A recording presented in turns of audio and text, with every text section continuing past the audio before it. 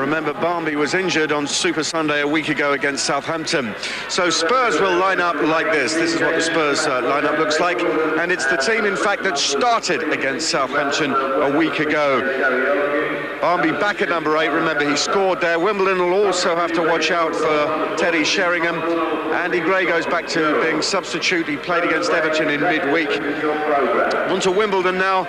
And they make 2 changes from the side that defeated Arsenal in midweek. At number 4, Vinnie Jones is back after suspension. And Brian McAllister comes back at number 6. For Wimbledon, the danger men, Fashanu and Holdsworth, I suppose, the 2 men up front. Well, we've got a great atmosphere building up. We're expecting something like a full house. Should be a cracking London derby. Back to you, Richard. Thank you, Nick. Well, Spurs have got the team that they wanted to name, Clive. That's important for them, isn't it? Yeah, I think so. I think young Barmby, obviously, in good form, and he's very important to them. And I think he's playing well off for Sheringham. Sheringham's finding the net again, which has been lacking earlier on in the season. He's got Tottenham moving again up the league. And I think they'll be happy with the side they've been able to put out today. Why have Wimbledon changed it, Laurie? Vinnie Jones presumably won. What about Brian McAllister? Yeah, Brian McAllister's left-footed centre-half. He's obviously coming in to add a little bit more height into the back four. To be fair, the 2 lads that played at Arsenal in midweek, Peter Fear and Scott Fitzgerald, did superb jobs. But I think they perhaps realised that they're going to bring in Vinnie and Brian McAllister for this game. I mean, strong team. Let's have a look at 1 or 2 of the players. Dean Holdsworth, first of all, who's in a rich vein of form right now, Laurie, isn't he? Everything he strikes in front of goal appears to go in. That's nice. Yeah, was disappointed against Aston Villa because he missed the 5th penalty, which he thought, I think at the time, might have cost us, but we went on to obviously go through. But since then, he scored the 2 winning goals against Leeds and Arsenal, so his confidence is sky high again. Doing now the job that he was brought to do, score goals. Now, you were just talking about Nicky Barmby, Clive. There he is. We thought he was badly injured last week. Not so, and back. This is an exciting young talent, isn't it? Yeah, that's right. I was talking with Terry Venables recently, and he said he didn't want to get too carried away about this young lad, but he was talking in terms of Peter Beardsley and Chris Waddle, and I think, you know, to put someone so young in that sort of category is incredible, really, and I know a lot of Spurs' future hinges on this young man. That's high praise indeed, isn't it? Nicky Barmby, who plays today.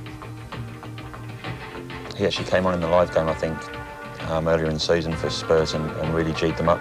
But that's right, he came on as a sub against Wimbledon and scored, didn't he? That's right, absolutely right.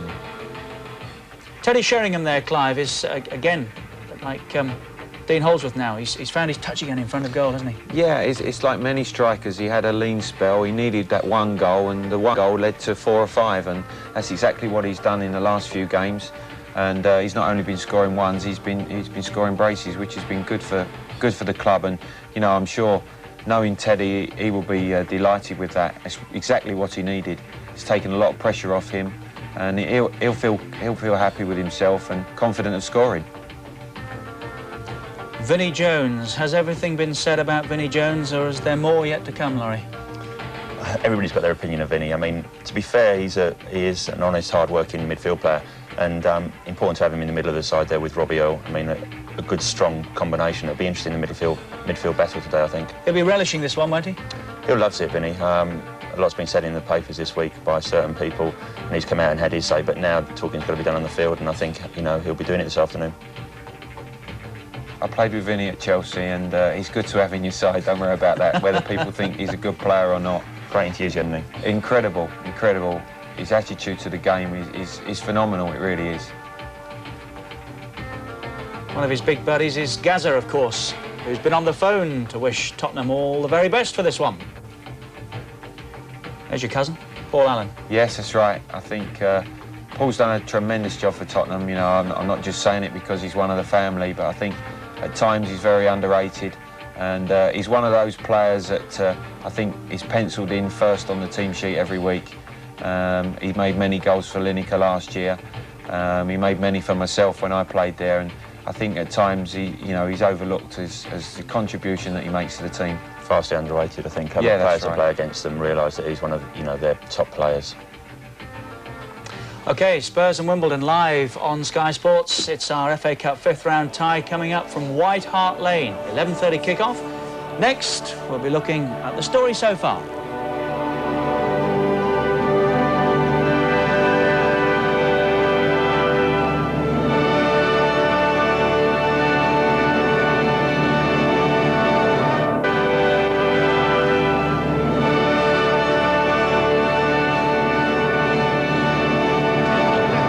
Welcome back live FA Cup football on Sky Sports this afternoon from White Hart Lane, Spurs against Wimbledon.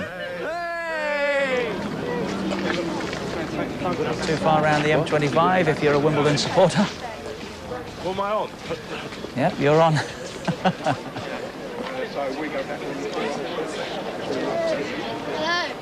And that's what it looks like inside White Hart Lane. We kick off at 12:30. Match referee today is Martin Bodnam, and he's with Nick Collins. Does a fifth-round FA Cup tie between two London teams, when one of them is as combative as Wimbledon, present any problems for a referee? A referee doesn't go and prejudge a game. Fifth round of the Cup is always a very competitive game, and I'm expecting that this morning. Do you enjoy these kind of occasions when it gets to the latter stages of the FA Cup? Yes, I think, and certainly London derbies as well. You know, there's just that little bit extra. And, of course, they're playing for a lot of money and a lot of pride at stake. Now, of course, you're based in Cornwall. Does the travelling ever cause any problems? Not really, no. During the summer, problem with traffic, of course, but you have to prepare, you know, as you do for all games. And finally, Martin, what kind of a game are you expecting? I'm expecting a particularly hard game, being a London derby, but I'm certainly looking forward to it. That's how it turned out when we saw the live league match at Selhurst Park a little earlier in the season. 1-1 finished on the day. What do you remember about this, Laurie Sanchez? Terry Gibson gave you the lead, didn't he? Yeah, it's there's a collision with the keeper here. Steve Cottrell bobbles it across the goal and Terry Gibson slides it in at the far post. Ex-Tottenham man, so he's well happy with that one. One or two complaints about Fashionu's challenge. There was at the time.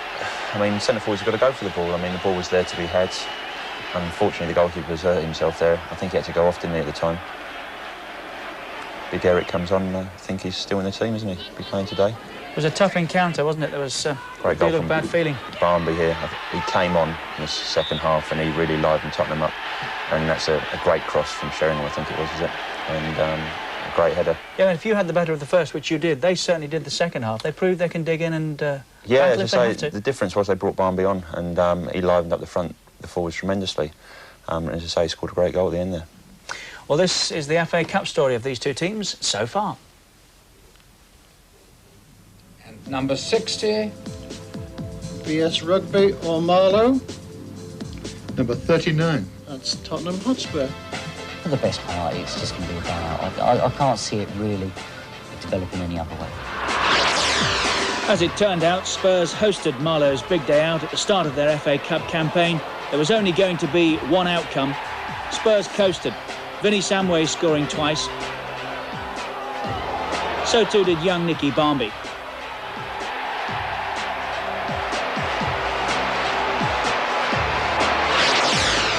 Norwich provided a sterner test in the fourth round. Spurs dominated the game. The Canaries struggled to end their goal drought, coincided with Teddy Sheringham's return to goal-scoring form. This time he got two. Wimbledon have reached the fifth round the hard way against Premier League opposition. number 43, Wimbledon Number 14. will play Everton. They were held to a goalless draw by Everton at home in the third round, but in the replay, first John Fashanu, and then Robbie Earle scored to settle the tie. The Dons travelled to Villa Park in round 4. Dwight Yorke scored early on for Villa.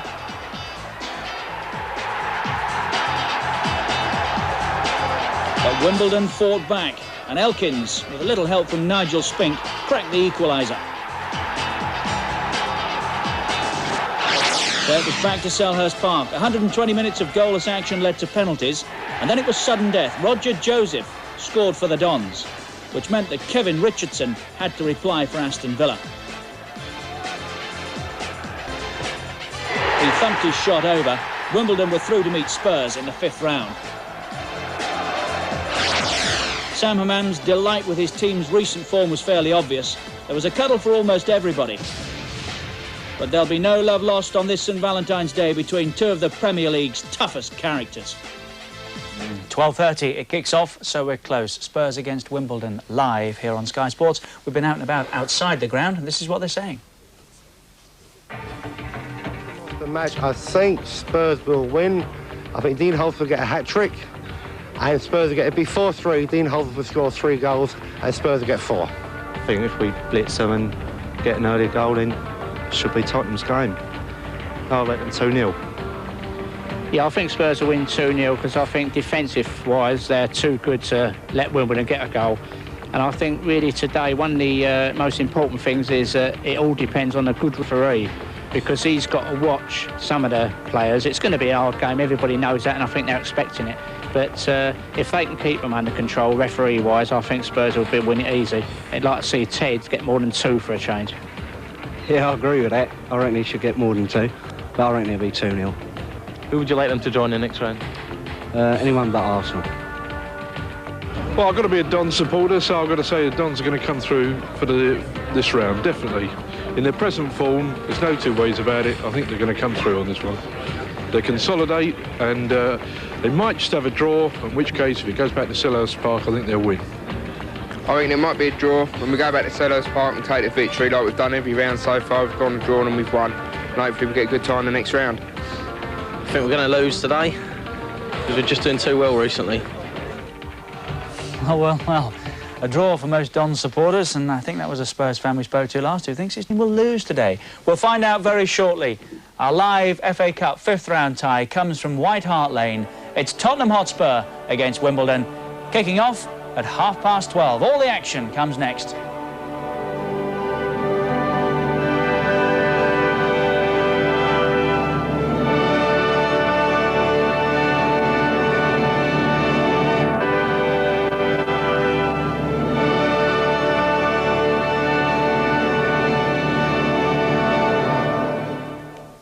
Welcome back. White Hart Lane, Spurs against Wimbledon, live on Sky Sports this afternoon from the FA Cup 5th round. Only one previous cup meeting. Spurs won it in 1987 in the 6th round. The odds, 6-5 Spurs. How about Wimbledon at 9-4, 15-8 the draw. First to score, Teddy Sheringham, 6-1. Fashanu, Barmby and Holdsworth at 7-1. 10-1, Earl and Samways. Don't forget, later this evening, 6:30, 6th round draw, live. Must join us for that. Monday Night Football Extra coming up on Wednesday. England against San Marino. That's live as well from Wembley Stadium, of course. England need goals against San Marino. Clive Allen, you're obviously on Spurs. What do you think? Yes, it's going to be whether Wimbledon obviously can stop Spurs playing the type of game that they want to. They're good at doing that, and that's going to be the problem for Tottenham, I think. But I do fancy Tottenham. I think they've got to win it today. They won't want to go back to Wimbledon. If I have to put my head on the block, I'll go 2-0 Tottenham. Fair enough. Laurie? Well, I mean, this defence over the last 2 months at Wimbledon has been superb. I think they've kept 8 clean sheets out of 11 games. I mean, John Scales being prominent in that back 4. I can't see Tottenham scoring today. It's a matter of whether Fash and Dino can get one up front or not. I'm going for a draw. We've drawn all our games so far and won them on the 2nd, so I'm going for a draw today and to beat them back at Selhurst. You haven't been, as you say, conceding goals. You have been pinching the odd goal here and there. Highbury against Leeds United, of course. Yes, as I say, Dean Holdsworth's nicked 2 goals in the last 2 games and got 6 points. As I say, if you've got a solid defence that's keeping you clean sheets, you've only got to nick 1 goal and, 3 easy points. If Spurs lost the earlier psychological battle, Clive, I mean, they walk out into a stadium like that, 90% presumably share of the support in there. It's a fabulous stage on which to play, isn't it? Oh, it's tremendous, and no better place than on a FA Cup tie day at Tottenham. Obviously, traditions of the club. It means so much to the club, and the atmosphere there will be electric. I think the confrontation between Neil Ruddock and John Fashanu could be a major factor in the game today. Whether Fash can upset him or whether Razor Ruddock, as his nickname, can contain Fash. Used to clean Fashion boots, of course, when they were together at Millwall, didn't he? Razor Ruddock. That's Fashion right. was the senior pro. Good afternoon, said Gary Mabbott. Dressing room scenes in there, Laurie, you're very familiar with, of course. What's happening? Yeah, White Hart Lane, to be fair, is one of our favourite away grounds. I mean, you say about it being all 90% Spurs supporters, that'll help our lads. I mean, our lads love playing at big grounds. And you've got to remember we played the semi-final there against Luton in '88 and won there, so it's got good memories for us. People like Fashion, Vinny and John Scales, who were there then, will be telling the rest of the lads what it's like. And, you know, whoever wins the day has a serious chance of going all the way to Wembley. And are Wimbledon beginning to think that might happen again? I think it happens after this round. You get through this round, you suddenly think it's going to be our year. The trouble is, you look too far ahead, you get tripped over on this in this round, and you go out, and then it's another season down the drain. They've got to keep their minds on the game today and get through today, or in the replays, I think it will be. Well, it looks fabulous, doesn't it? Let's go to White Hart Lane and join our match commentators, Andy Gray and Martin Tyler. An all-London affair in the context of the FA Cup. Tottenham Hotspur, aristocrats in this competition, with their record number of wins and their tradition for touch play. Wimbledon, working class in comparison, but with first-hand experience that the FA Cup rewards the brave, whatever their background. Well, Tottenham are able to revert to the team which started last Sunday against Southampton. David Howells and Nick Barmby both making light of their injuries. It was against Wimbledon in October that Gary Mabbott made his first appearance of the season. Dean Austin regained the right-back spot, and Eric Torsvet came on during the game for the injured Ian Walker. All three have played every match since then, helping to stabilise the setup. Same 11, Martin, and I don't think there'll be any change in formation at all. On that formation, you see Teddy Sheringham alone up front, but watch for number 8, Barmby, and number 4, Vinny Samways, joining him at every opportunity. Joe Kinnear waited until he arrived at White Hart Lane before deciding who would partner John Scales in the centre of Wimbledon's defence. With Dean Blackwell injured, the job goes to Brian McAllister. Vinnie Jones has finished his third suspension of the season to return in midfield. Dean Holsworth is starting to produce in the Premier League, winning goals last week against Leeds and Arsenal. And Joe Kinnear's formation, I'm sure, will be a 4-4-2. You mentioned Dean Holsworth. Big emphasis on his contribution along with John Fashion, but just keep your eye on number 8, Robbie Earle. His running from midfield could be crucial.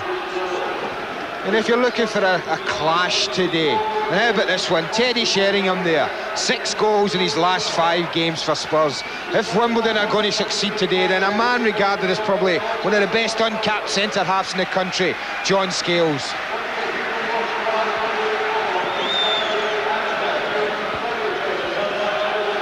Robbie Earle just masking Martin Bodnam, the referee, who goes to Japan in May to help the referees there in the new league, in which Gary Lineker will take part. Gary Lineker, usually so diplomatic, has fanned the flames about this time. His criticism of Wimbledon hasn't gone down well south of the river. Joe Kinnear spent 12 years as a player with Tottenham, and his roommate on many an away trip during that time was Terry Venables. Well, the hour or so before the kick-off here has been absolutely extraordinary.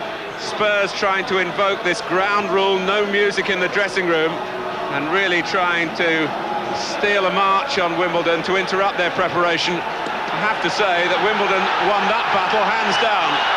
Whether they'll win the cup tie remains to be seen. Well, let me just say, it's one of the best hours I've spent pre-game in a long, long time, Martin. It was like a soap opera in that tunnel, it really was. And I think if the game had started then, it'd be fair to say Wimbledon are 1-up. Well, Wimbledon's slender resources always grant them the status of underdogs, so championed by their owner Sam Haman. But on current form, they certainly come here with an even chance. Only 1 defeat in 11 games. Tottenham can point to 3 straight wins. A run in which they've scored 9 goals, with Teddy Sheringham very much to the fore. Here he is. McAllister standing his ground. Gary Elkins, the left back, going in. Anderton, it's opened up for him. Just a little earnest, a little too eager. Later in the game, he might have taken that on a stride or two. There was space. I think you're right, and it's John Scales, it's crucial. He steps away to the left to cover Nicky Barmby, and the space opened up for Darren Anderton. But I think the chance a little bit early in the game.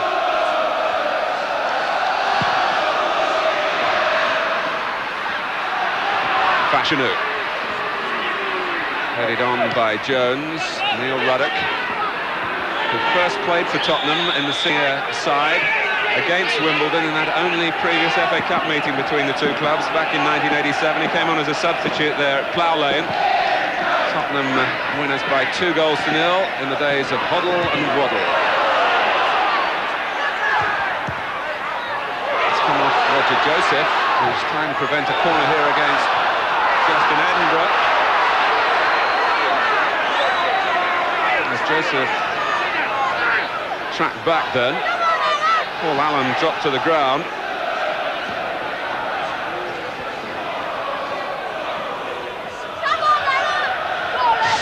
A minimum of inconvenience, though. Yeah, he just gets caught a little bit, doesn't he, with Roger Joseph? But listening to Clive Allen back in the studio, Martin, I had to agree with him in the case when he said it was the game could all hinge on how well Wimbledon can spoil it. And by that I mean how well they can stop Tottenham slipping into a passing type of game. If they can do that well enough, their chances are a lot greater. I think it's fair to say on a day dedicated to romance, there won't be too much love lost here. Not after what went on in that tunnel area, that's for sure. Here's McAllister. And there was a collision in the centre there, and it was between Jones and Fashanu, which I'm sure wasn't planned. And he ran into his old pal. Both withstood the collision well enough. They're built for that.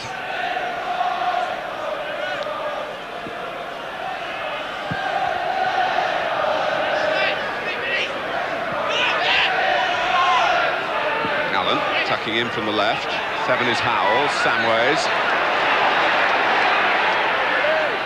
And yeah, Jones trying to keep him in his sights. Allen lost the ball. That's going to be the difference that you saw there, with Tottenham trying to pass the ball around, play their way in, drop back to Roger Joseph there. His immediate thought was get it forward to Fashion Holdsworth as quickly as possible.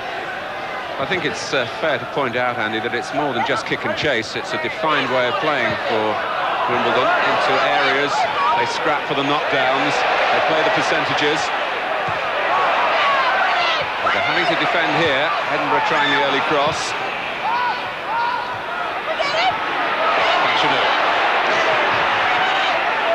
Samways was lucky to stay out of the way of that.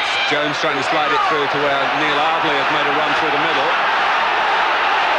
He's got Austin outside him. Sheringham finding Austin. Anderton went down, the referee playing the advantage. And Sheringham trying to smuggle it beyond Scales.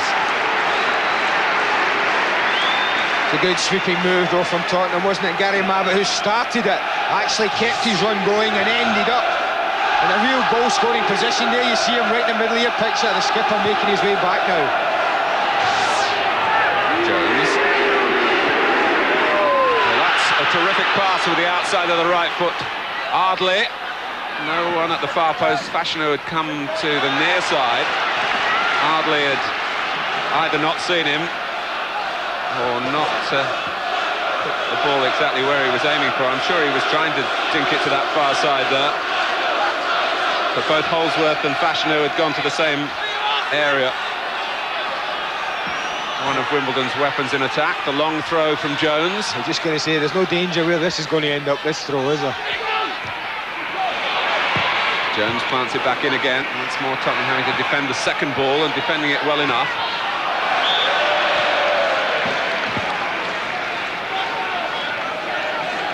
Well, John Fashanu loves the big occasion, a natural performer.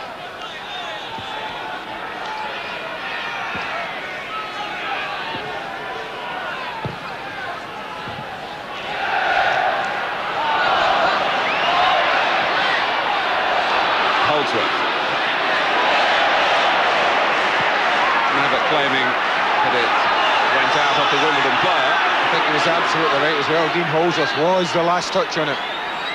But referee was unsighted, didn't get any help from his linesman.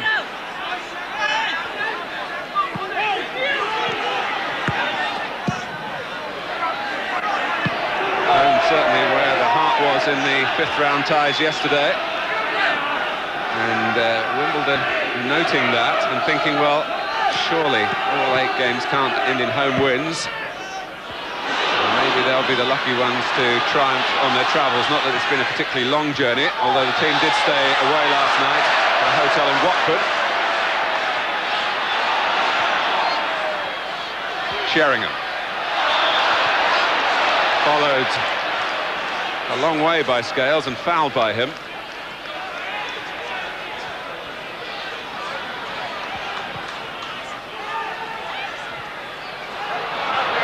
Joseph, who was one of the penalty takers in the shootout against Aston Villa.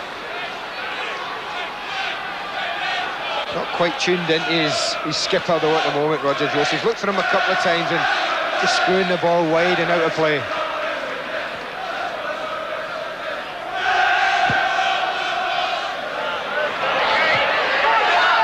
Andy's attempt to send Paul Allen away on a run behind Wimbledon. Allen coming back from that position, and he was a little slow and he was offside.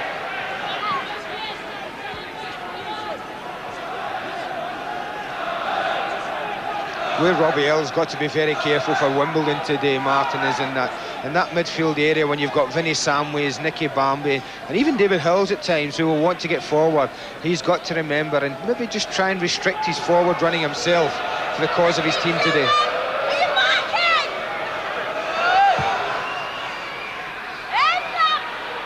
Fashanu just trying to help it on. Dobbs was attracted to the ball before it dropped as well. Left it in the end a little late to Fashanu and couldn't find a position to fasten onto the flick. Just needed a little shout there, John Fashanu. Everyone had dropped off from all defenders as well. Plenty of space. If we had a little shout just to have brought it down. Anderton having to play on the retreat, pressed by Ardley. And coming up with a confident reply, indicative of his recent improvement in morale. Much fitter now than when he joined Tottenham in the summer from Portsmouth, where of course the club he reached the semi-final with last season. Really the FA Cup bringing Darren Anderton to such prominence.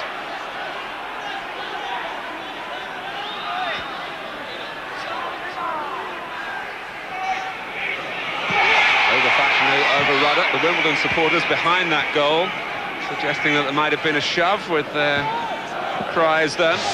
And the one thing I do remember from the league game that Sellers Park that we showed live on Sky was how well Neil Ruddock in fact coped with John Fashanu. He played him as well as I've seen a centre-half play him, and that again will be a crucial area to look for today. If Tottenham do go through, Holdsworth is offside. It could be that Ruddock will be suspended from the 6th round. He picked up a booking at Everton in midweek, which took him over the points total, having been on the brink for a long time. I think you'll find, you look, see Neil Ruddock, it was very close, wasn't it? I hate to see centre-half standing with their hand in the air looking for offside like that, but he got away with it there, Neil Ruddock.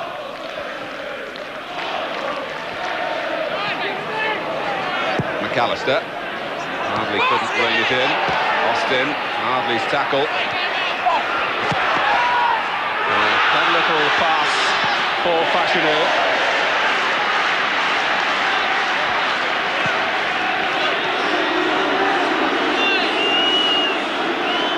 It's going to be another missile, booze or not, to be hurled in here by Jones. Scales come up as well. Wimbledon worked very hard on these restarts.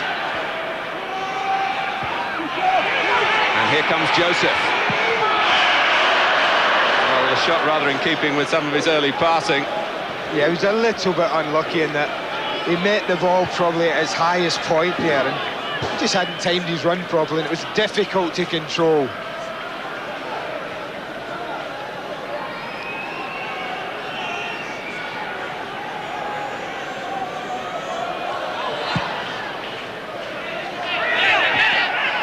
Ardley's header.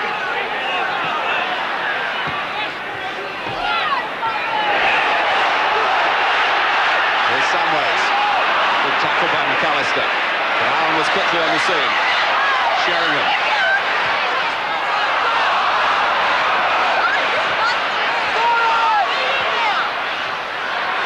Howell. Sheringham. Well, being encouraged to shoot here. There was no quick movement by Wimbledon towards him at all. As if to say, well, we don't think you'll beat Hans Segers from there, but I'm sure that wasn't what they were thinking. They were just flat-footed, looking at the runners and not on the man on the ball. No, they haven't pressed the ball early enough at all there. Giving Teddy Sheringham far too much time, certainly for a striker of his quality. Tottenham have been getting plenty of reward from Darren Anderton's set pieces in recent games. Sheringham, Howells, Mabbott. Wimbledon have got plenty of players back, including Fashanu.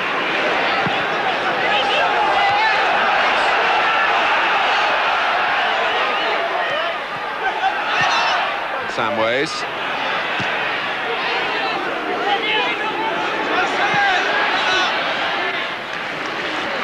While Fashanu, Jones and our studio guest Laurie Sanchez remain, the Crazy Gang image will still be a part of Wimbledon. The closer analysis reveals a productive youth policy and wise use of what cash has been available on players like Earl and Holsworth.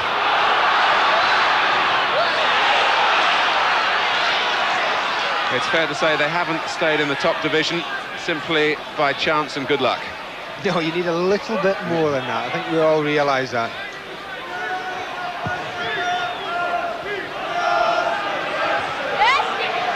Tottenham's type of play seems so suited to the knockout competitions. Half this side, of course, were Wembley winners in the FA Cup only a couple of years ago.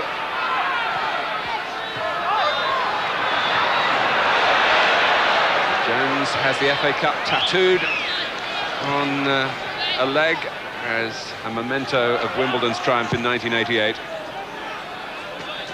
I've just got a video of mine, Martin, I'll tell you. Oh, you're not as macho, though, are you?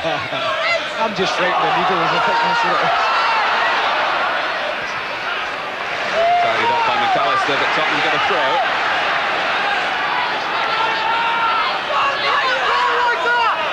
And they've summoned up Ruddock to take it. Coming up to 14 minutes played at White Hart Lane.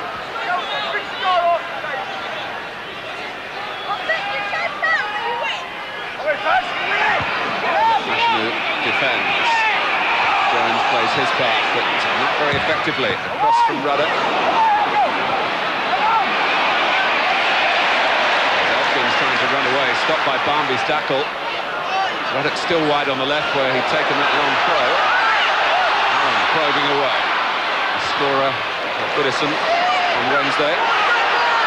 Anderton, who set that goal up for him. And also made the other for Mabbott in the 2-1 win.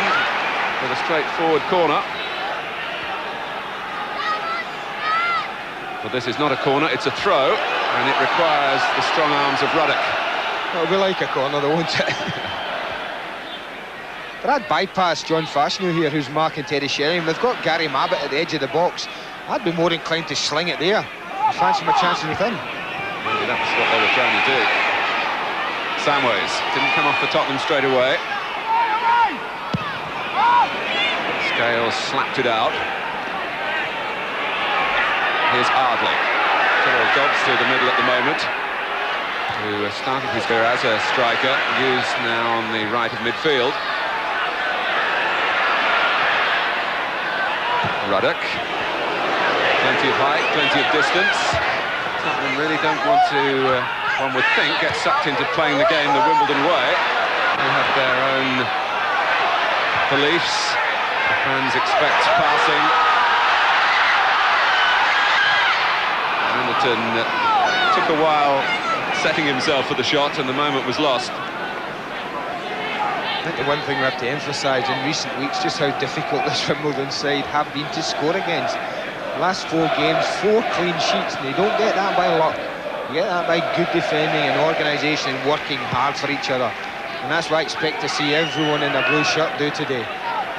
So it might be about patience for Spurs. Yes, those 4 clean sheets against Coventry, Aston Villa, of course, Leeds United, the champions, and at Highbury on Wednesday. Very impressive record. This kick though by Jones. And McAllister, Sager's saying, I asked for it, you didn't give it to me. McAllister not wanting to take the risk if he heard the call. Had plenty of time though, didn't he? Brian McAllister there to nod it back, plenty of space. Perhaps just didn't realise how much time he had. The bounce of the ball is the signal from Anderton. Barmby comes off for the short corner. Anderton again. Sheringham was so good at getting in front of defenders, did just that. He couldn't deal with the ball when it came. Wasn't an easy one. I think he actually tries to get control of this Terry Sheringham. I don't think he's going for goal. His foot just comes down to control the ball. It just slips off the side of it and goes for a harmless goal kick. 1-1 draw between these two sides at Selhurst Park earlier this season in the Premier League. Tottenham did the league double over Wimbledon last season, matches in which Gary Lineker totaled 6 goals. I think he might have mentioned that in his recent comments about the opposition to Tottenham today. Elkins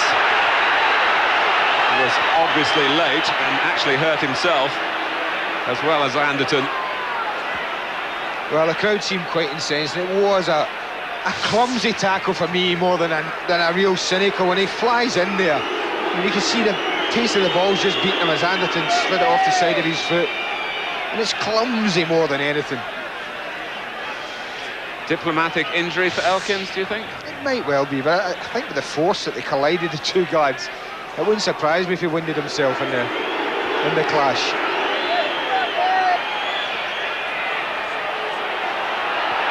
Martin Buddenham just had a word with him. I think that makes sense. I think anything other than a quiet word in his ear would have been a bit harsh.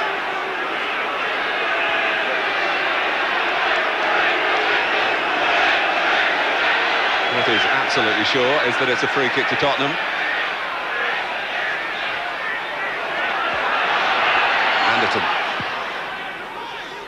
Barmby, thoughtful in his work.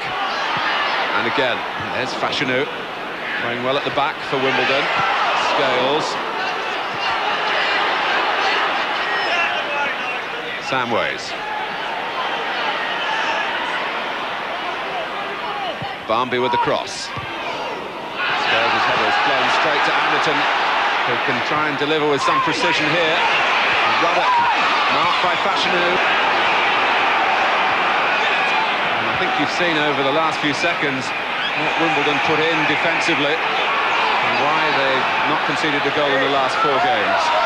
You look at them now, the two centre-forwards, the two strikers are in line with the two centre-backs. Almost playing 4 centre-backs there. I think that shows you what kind of spirit's here amongst these Wimbledon players. It's a thing they've always been very, very proud of at Wimbledon.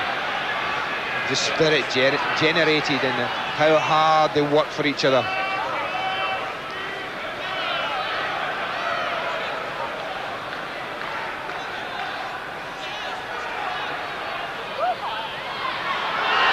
Here for Ardley. It does. Trying to take on Mabbott, who is rather like a dentist pulling a tooth then. Done very cleanly.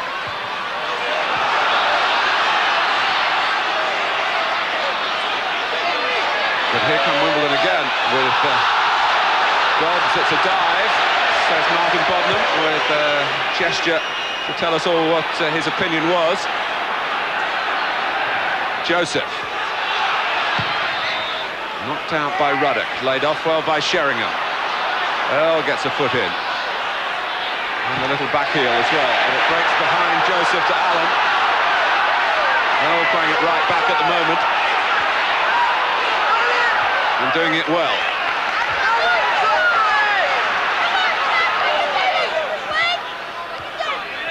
Samways.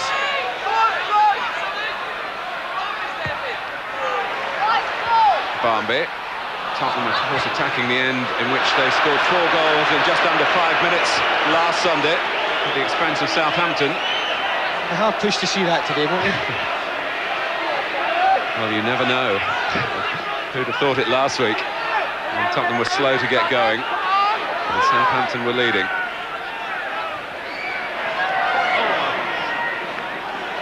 Obviously didn't do Ian Bramford's players any harm. They've come back with 2 great wins. And Joseph has played into trouble then by John Scales.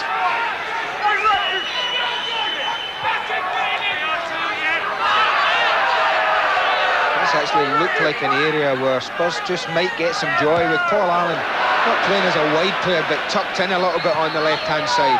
Roger Joseph's conscious of that fact, and he himself has been tucking in from the right-back area, and it has left a little gap there. It's just in Edinburgh. Once or twice, it's just looked like if they'd have used them, they'd have had some joy. Away first time by Elkins. But needing 2 goes at it. Pushing the back by Holdsworth the second time. Ardley. Showing that Wimbledon can play with the ball on the deck, but Ardley, who is a good all-round footballer, was slightly embarrassed when the ball came back to him.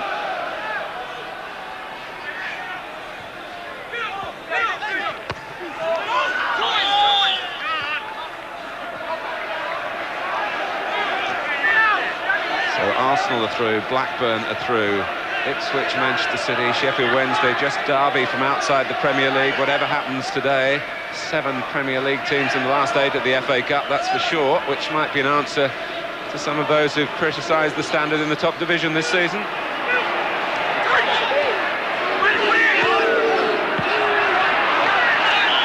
It's quite a mouth-watering last 8, isn't it, there, when it gets finished with the day, if it does finish today, of course.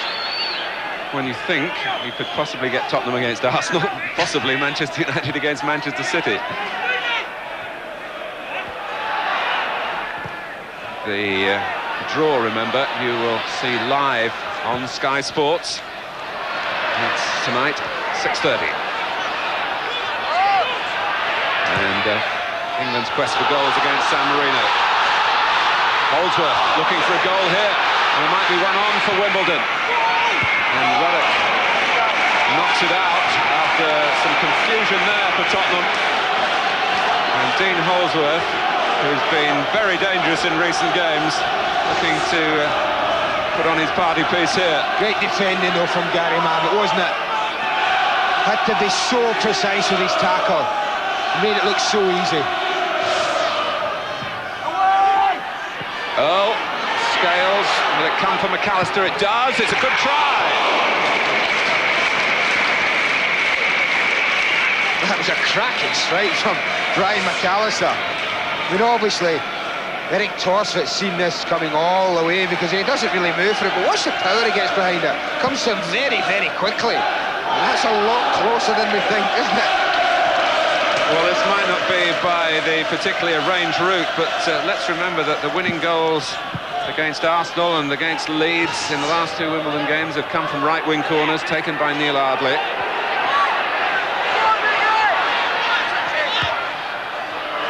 Sagers is a very confident goalkeeper in respects, including his kicking.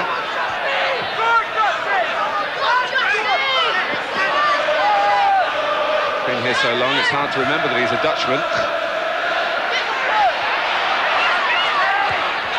Barmby.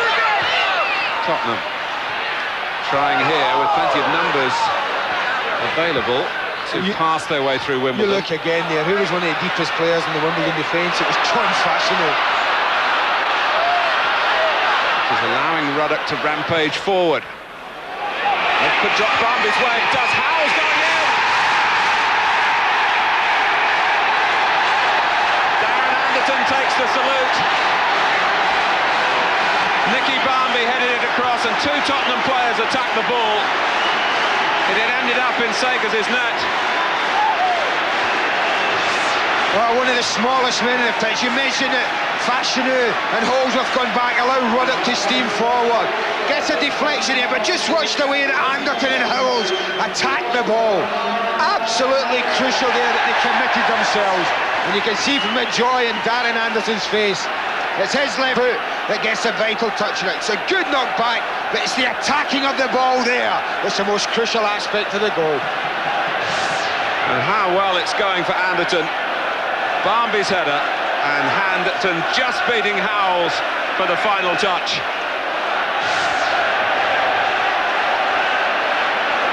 Tottenham Hotspur 1, Wimbledon 0.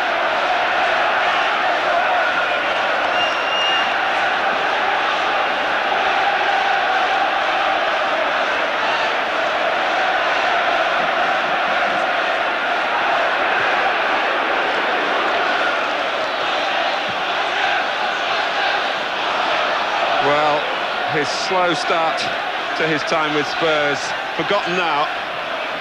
He's certainly showing what he can do. Fashanu. Well, the linesman indicating that what surely it was a foul. The referee waited for the flag before blowing.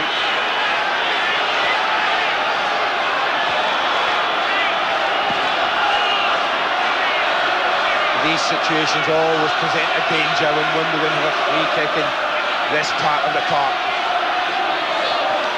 Can Wimbledon hit back within a matter of seconds? Jones glides it on and over. Well, a bit of touch in this from Vinnie Jones. He does get there, which is the first object of the job, but he just can't keep his header down. That's one of those that could quite easily have sneaked in at the back post over Eric Torslet. Well, plenty of things to say from the bench, Messrs Clements and Livermore. Anderton. Fashanu. Holdsworth. David Howells, who has had this Achilles problem that he collected against Southampton here last Sunday and stayed down after the goal, but it was just the fact that he was winded in the collision in that quest to get to the ball from Nicky Barmby's header. Jones. And it's a poor one from Elkins. Spurs fueled up by scoring first. And hoping there for a corner. They're not going to get one.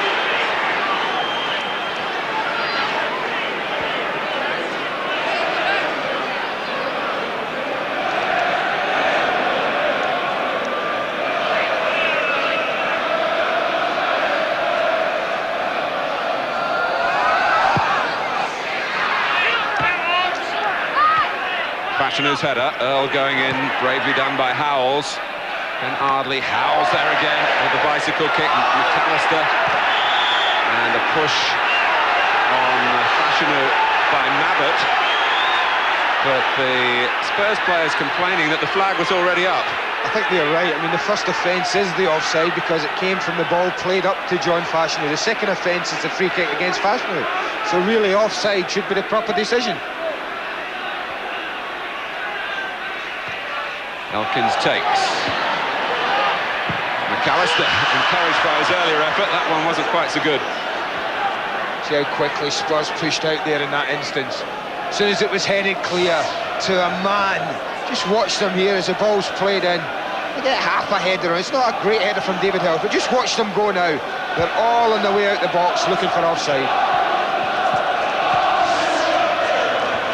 Well, Terry Venables, who was in the Tottenham team that won the Cup in 1967 when Joe Kinnear was a teammate.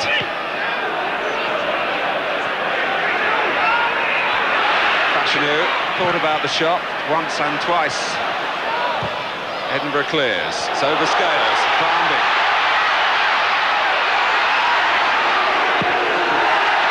Sager's really got underneath that, and Barmby kept his run going. So go across and take the throw. Well, think about taking it. Let's go back to what we've worked at the training ground, I think, was the message in the end. So Edinburgh down to Samways. Cleared by Jones, and it's Wimbledon's throw.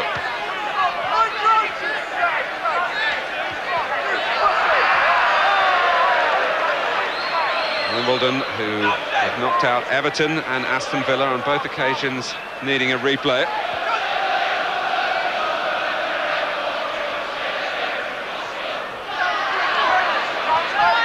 Samways.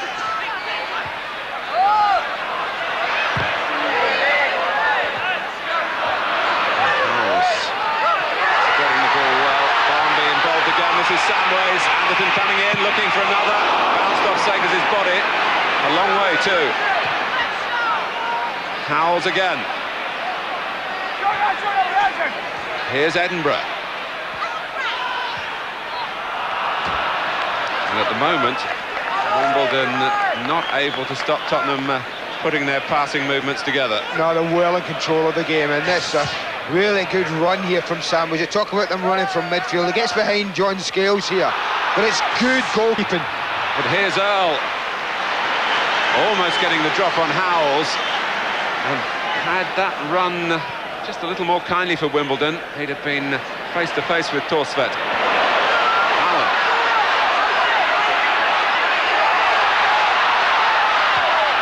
Just sat up, I think, for him.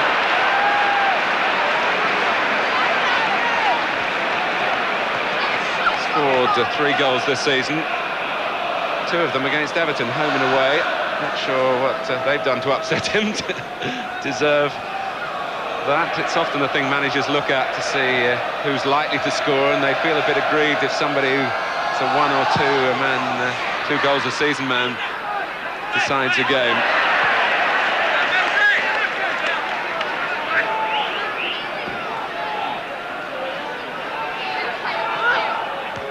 Fashion who helps it on, and so does Holdsworth. It was Howells with the last touch, and it was Earl jumping into Ruddock. 1 or 2 Tottenham voices raised there in complaint. They didn't need to complain because the referee had seen and blown. I think Neil Ruddock, he knew exactly what was happening there. He was well in control of the situation. It was a free kick against Robbie Earl because he was just jumping into the player. He's big enough to look after himself, Ruddock.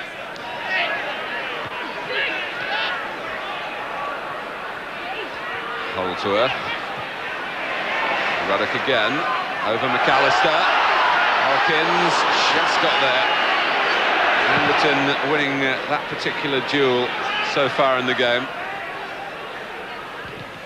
Edinburgh. Hawkins wasting no time with the clearance. Anderton. Barmby. It's hard to track. Hawkins in front of Anderton that time. Sagers having to clear with his weaker foot. Jones. For Earl, who played in the Port Vale side that knocked Tottenham out of the FA Cup somewhat sensationally 5 years ago now.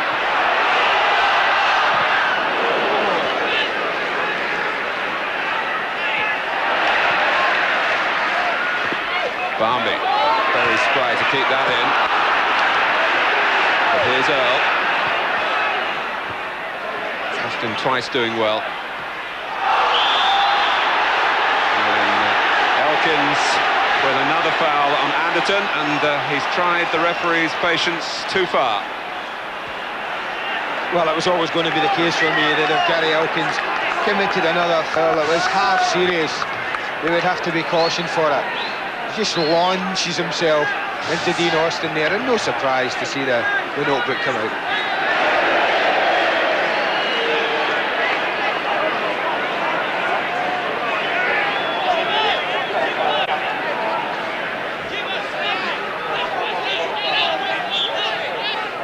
So Ruddock to take the free kick.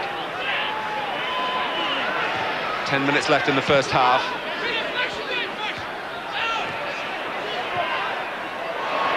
Well, Samways very nearly put through by Sheringham, who had to play the ball under pressure.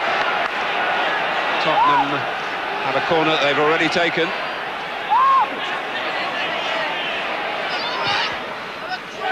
Allen.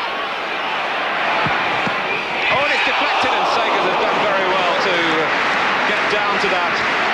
really zipped through a ruck of players. I think it was Neil Ruddock actually got the last touch in it, and may well have been the man that had been complaining it. Paul Allen tees it up.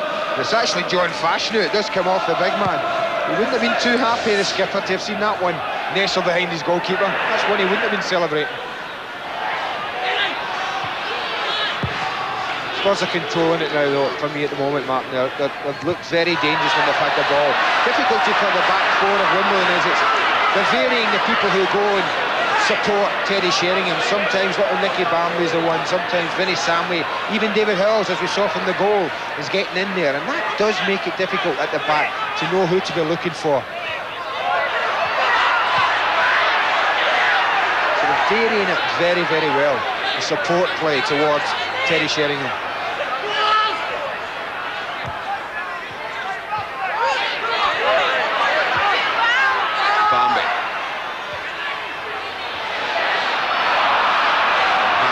Perhaps a little overconfidence there. He's had a good 15 minutes.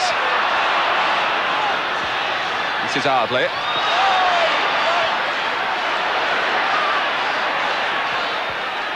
Anderton. Ruddock wanting to play wide left for a moment, really revelling in the game. And I think another point, Andy, is that Tottenham realising, prepared for this game, knowing that they've got to match the physical side of Wimbledon's play to earn the right to pass the ball.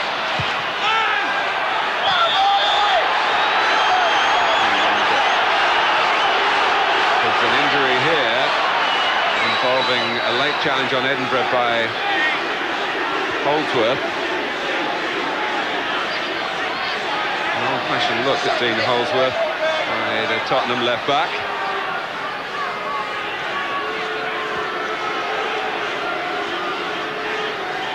Was one of those as the ball was played, I think. And it's a yellow card for Holdsworth. Yeah, it was one of those we were all following the ball, weren't we? You see as Justin Edinburgh plays it down the line. Not too sure how much contact. I think he's making a genuine effort, Dean Holdsworth, to block the ball. And when you do that, then there's always a danger that the attacking player's follow-through is going to catch the sole of your boot. At Wimbledon, they will tell you that they've been trying to get more aggression into Dean Holdsworth. He's not naturally that way. No, I don't think that leaving your foot in is part of Dean Holdsworth's makeup.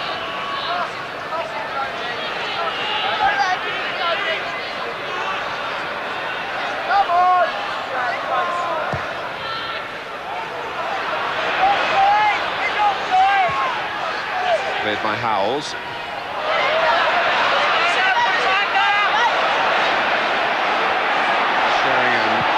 Life awkward for Sagers. Barmby, much brighter Tottenham at the moment.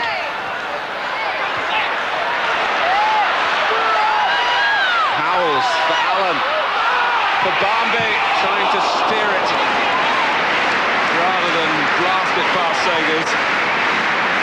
Well, you can see the difficulty Wimbledon will have. And Tottenham grow and grow in confidence. This was a super move. Great vision from Paul Allen for little Nicky Barmby, who opts for precision rather than power. But Sagers is up to it.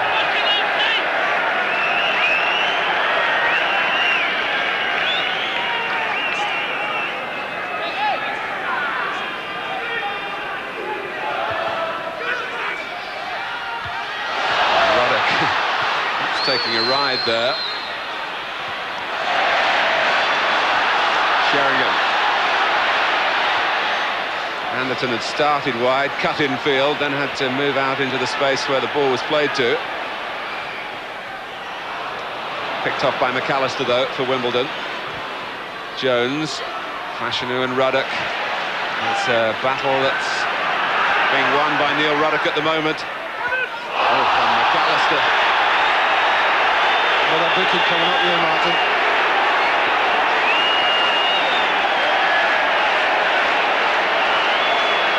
Martin Boddenham shaking his head there like a man saying, what alternative do I have when you tackle like that?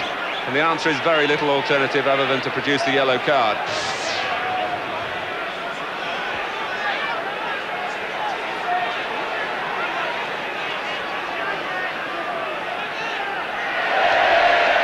Three cautions for Wimbledon.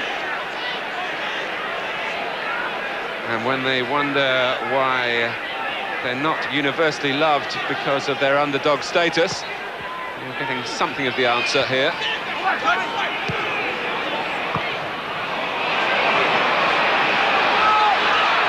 Ruddock, a fine cross.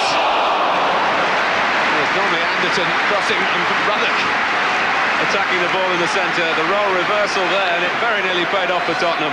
Oh, what a goal that would have been. Three of the best one-touches, the first-time ball from Allen, the first-time cross from Ruddock, and the header from Anderton. The header, the only thing that let the move down. But that, a little measure, I feel, of the growing confidence in this Spurs side as the half has progressed.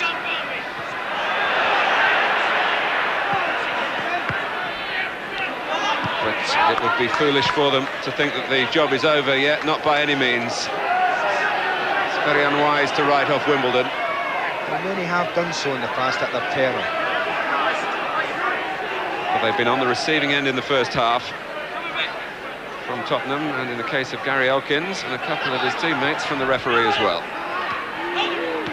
Oh, there's room now for Fashanu. The shot hit Ruddock. Earl trying to follow in. Joseph is there. And it wasn't Dobbs who was offside. Others more central.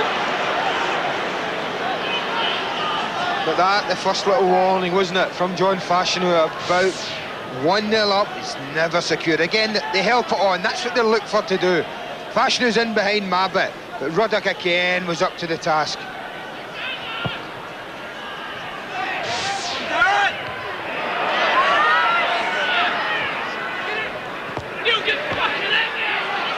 Anderton.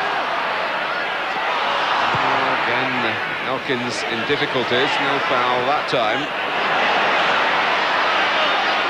Sheringham for Barnby. What a shot! What a save! I'll choose the shot. Wasn't a bad height to save, but to volley like that you require exquisite technique.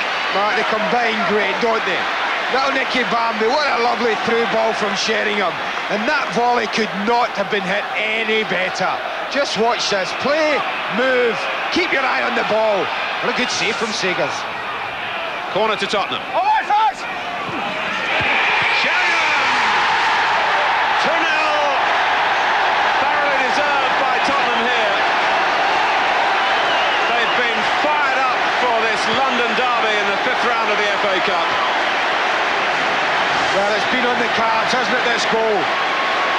Sheringham does ever so well. Look at the way he pulls behind John Scales, then goes in front to him. That, for me, was striking at its very, very best. The little touch at the near post. Teddy Sheringham has totally lost John Scales. Any sort of touch will do off friend or foe. It might have come off Robbie Earle, that one. But Sheringham had anticipated it, and there was nothing that Sagers could do, having made the save that led to the corner, to stop Tottenham scoring from the corner. And I think we should give Nicky Barnby an assist on that goal for the volley that gave them the set piece. They're rampant again, Tottenham, just as they were here against Southampton, attacking the same end of the ground a week ago. Is it going to be another Super Sunday for Tottenham Hotspur? Well on the way towards it.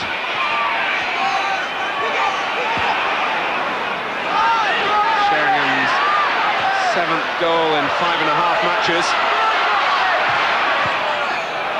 Well, it may not be 4 in 5 minutes as we saw last Sunday. You can bet your life these Spurs fans will settle for 4 in 45 minutes. That would more than please them. But you have to say it's been an excellent 45 minutes from Spurs. Anderton with another corner. Fashanu gets to this one.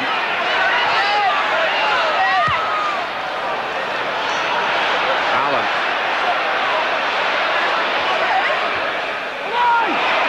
Anderton, they mixed it up again. Wimbledon haven't really got much of an answer. Allen's cross in the end, the goalkeeper solved the difficulties. But had that been lofted just a little higher by Paul Allen, it could have been 3-0. for those arriving in the centre. The thing he didn't have was enough space. The goalkeeper's too close to him there. He's a little bit unlucky, and he can't just get it up quick enough. He needs a sand iron down there, didn't he?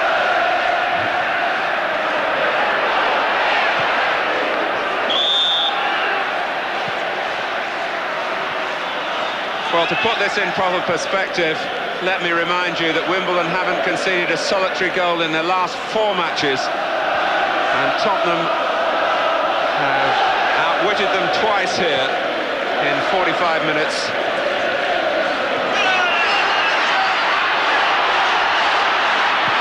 Anderton. Barmby! Oh my word! It gets better and better. What a treat they're having, the supporters for Spurs behind that goal, and the management as well. Well, this was an absolutely glorious header from Nicky Barmby. Darren Anderton, who's suddenly showing the Spurs fans why he costs so much money, produces a cross, but that's a magnificent stooping header that would have given the best keeper in the world absolutely no chance. Well, the brilliance of Barmby and Tottenham Hotspur are sensing a place in the 6th round of the FA Cup. Wimbledon are rocking, they're down, they're very nearly out.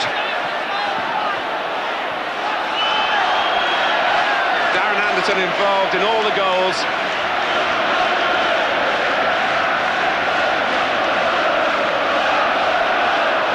And no wonder Tottenham bring Barmby back, even though they won without him in midweek.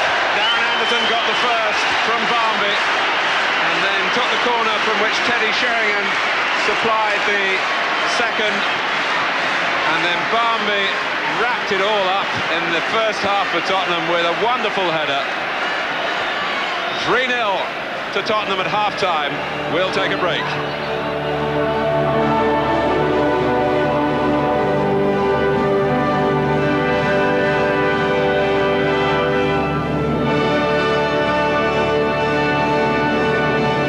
These little badges, mate. Are they? Yeah. Oh, I see Millwall's got Mill on the wall. Yeah.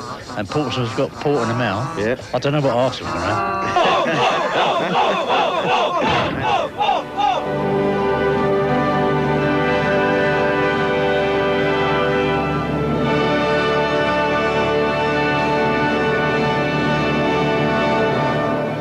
Welcome back. Tottenham 3, Wimbledon 0 at half-time. The facts give a fair reflection of that too. I think 12 shots from Tottenham, 5 on target. Wimbledon haven't had one yet on target. Unless you're a Wimbledon fan, that is a smashing 45 minutes of football. And Clive Allen, already one more goal than you thought.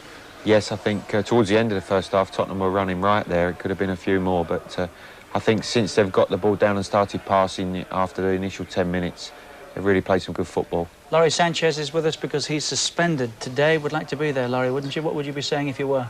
I think the manager's going to have to knock a few heads together there. I mean, that's a very disappointing 45 minutes for Wimbledon. I mean, on the back of what we've done over the last 11 games, that is most disappointing. I think second half they'll go with 3 at the back and push perhaps 5 forwards on, bring Stevie Cottrell on, play up front and really go. There's not a lot they can really do now. They've got to throw caution to the wind. Here comes the pick of the half again. Darren Anderton opened the scoring. What did you make of this, Clive? Neil Ruddock's got forward a few times and put in telling crosses. This one, Barmby's done well to keep it in play, get it back across the face of the goal, and Anderton's come from this side of the park. He's gone a long way, he's followed the cross in, and as Barmby heads it back, he's made a important touch to get it in there. Brave to get there and finish it off. It was a good ball, wasn't it, from... He's got a lovely left foot, Neil Ruddock. I know he's a big centre-half, but you won't find many players in the country. Stuart Pearce may be an exception, but Neil Ruddock's got a superb left foot. Razor Ruddock, I think his nickname is now, but you were saying they used to call him Schuster at one time during his career. That's right, I believe so at Southampton. He can play, that's the thing, but I think he's battled Fashanu today, and Mavert and Ruddock have really seen off that battle. Well, we heard how pleased Spurs were to have Nicky Barmby available. Understandable why now. I mean, it was his volley, that save from Hans Segers, that led to the second goal. Terrific technique here, Laurie, wasn't it? He's a tremendous prospect, isn't he?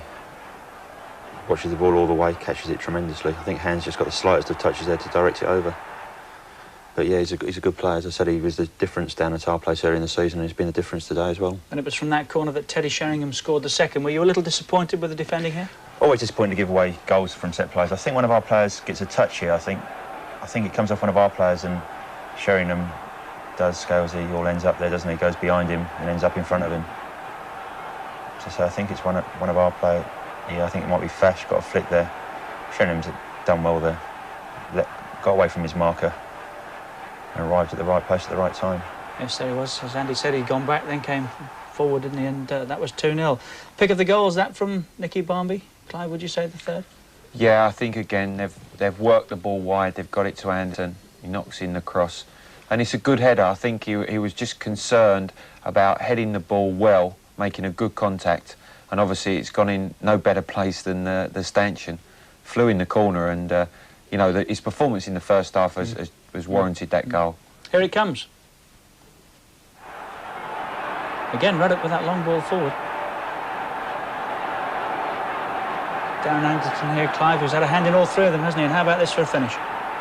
Say, he's made sure a good contact with the header, and he's really just directed it. It's not the pace of the ball coming in has helped him, but he's stooped and he's just made sure he's got it on the target, and as I say, in a great position right in the stanchion. Superb header. You had one come back off a stanchion like that and didn't count, did it? Yeah, I think for the moment you thought that'd come off the post as well, didn't you? No, that's a good header. He had far too much room in the box, though. He's had a freestanding header there, hasn't he? Yeah. If Wimbledon do get an early strike, will it make a bit of a difference? If they score within the first 10 minutes, it'll be an interesting game. If they don't, I think we could be out. But you'll be bombing, I mean... They'll bring on another forward, we'll play three at the back, and they'll go perhaps with 5 forwards and really give it a go this half. As I say, the difference has been Mabbott and Ruddock have dominated our front two, and they've got to change that around. I'm sure their heads are going to be kicked in the dressing room at the moment by Joe. I'm sure he's not going to accept that. And conversely, Dougie Livermore and Ray Clements presumably will be telling Spurs, keep it up. You just sit back pass now the at your ball, peril. keep passing the ball, don't give it away, keep it for as long as they can, keep working the ball wide and getting crosses in, because that's where Tottenham have looked at their most dangerous. And I think the longer they can keep possession of the ball, the harder it is going to be for Wimbledon to get back at them. And they'll be pleased, they'll be delighted with the three-goal cushion. But it's not finished, by far from being finished. Not by a long way, it's not finished. Certainly not when Wimbledon are around. 3-0 at the moment at White Hart Lane. Spurs, it would appear, on their way to the quarter-finals. What can Wimbledon do about that? We'll find out next.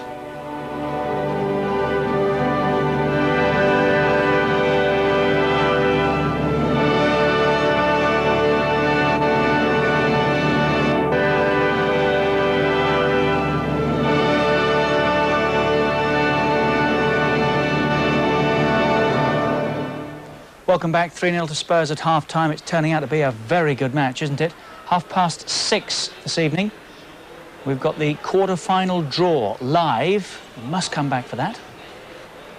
And this coming Wednesday, a Monday Night Football Extra, England against San Marino, 7 o'clock at Wembley Stadium. That's also live.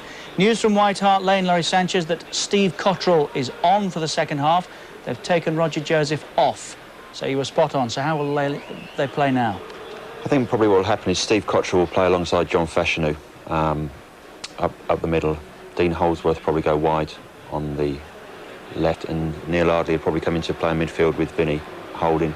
Allow Robbie Earl to bomb on from the middle of the field to try and make up 5 forwards every time we cross the ball. And you need an early goal, don't you? Need to score within the first 10 minutes of this half, desperately. If we don't, I think it's a good night. Surprising, Clive, how often teams look comfortable at this stage with a 2 or a 3 goal lead. But one for the opposition can very quickly change things, can't it? Oh, without a doubt, I think, especially in a cup tie. They've got nothing to lose now. They're not playing for points. They're playing just to salvage this game. And it's obviously... they're just going to throw caution to the wind. That's the only thing they can do. And knowing Wimbledon, that could be a lot of crosses into the box, challenges, and trying to get something, scrap for something that will turn the game round for them. I have to say, we heard that Wimbledon were up for this, but credit Tottenham with a good deal of resolve and a cutting edge also in that first half.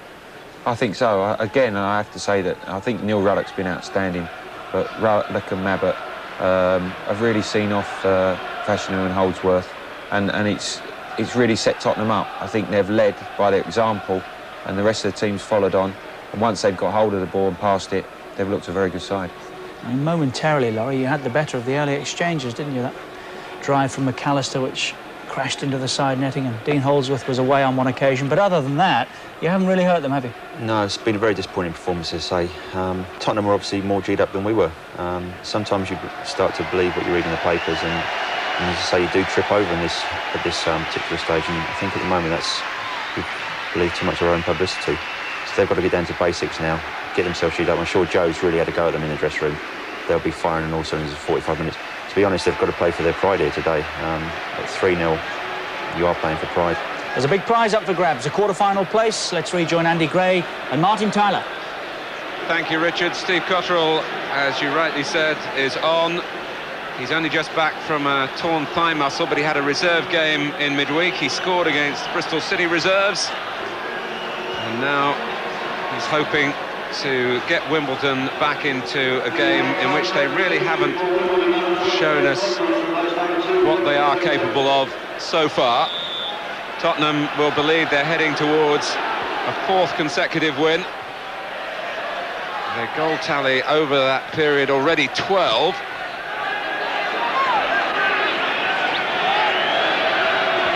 The one thing you can bet your life on, if Tottenham manage to blow this now, the management team will not be very happy with them. It's going to be force of numbers from Wimbledon and get the ball up there as often and as quickly as possible. And it should make very interesting viewing. I think, as Laurie Sanchez said at half-time, if they do manage to get any goals in, they're just so unpredictable, these boys in blue from Wimbledon, aren't they?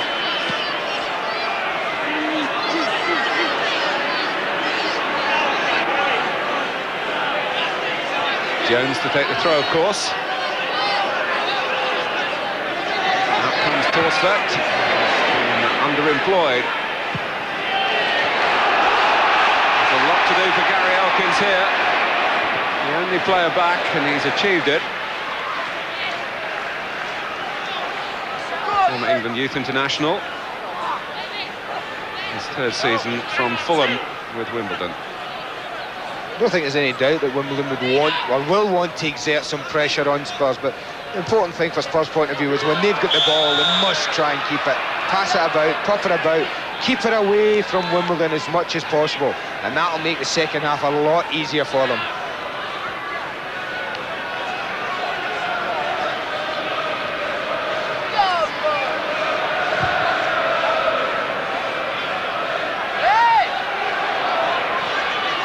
Barmby, Sheringham.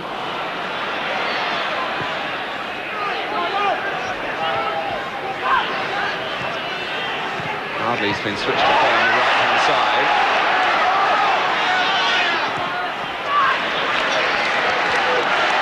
Elkins having to come all the way across to the right as well from left back.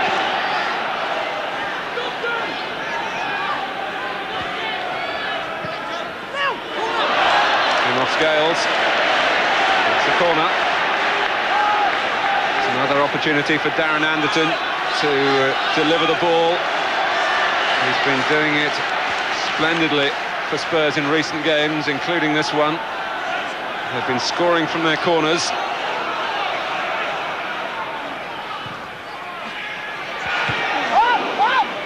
Samways wanted to get his body right to use the left foot. Back from Anderton again. Oh, came off McAllister, Sheringham! Quick reaction from Teddy Sheringham and then from the goalkeeper. Yeah, that's all about a striker in form, wasn't it, there? The man has definitely got goals in his veins at the moment, Teddy Sheringham, with that quick reaction. Cotterill. Off Rudder. Who started on, and Robbie Earle is offside. I mean, I felt a little bit sorry here for them defensively. Dean Holdsworth causes the problem by going up and actually missing the ball. Brian McAllister's taken by surprise, but look at the reaction from Sheringham onto it like a flash.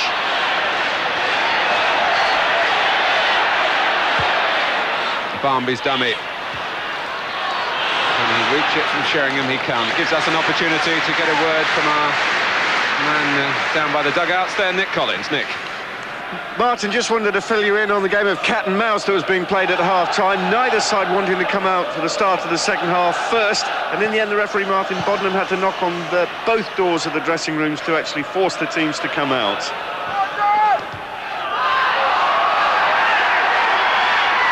Well, it just shows that there is plenty of feeling, and that hasn't evaporated because the game at the moment is one-sided.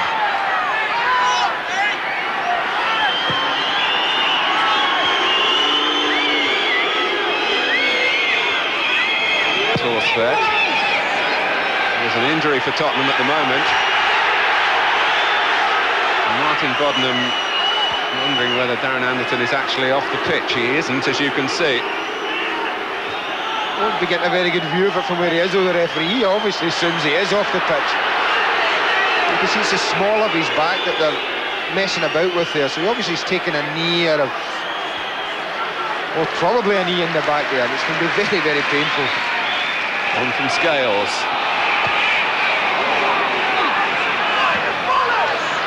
Elkins. Now McAllister. Wimbledon wanting to mix it any way they can. What they're going to do, they're going to leave themselves wide open to counter-attack. If they do manage to exert any type of pressure from throw-ins, from free kicks, and if Tottenham do get the ball and break quickly from a defensive position, there could be some joy for them.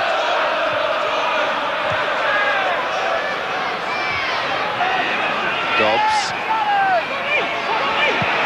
Earl. Elkins, who's got a good left foot. He scored against Aston Villa.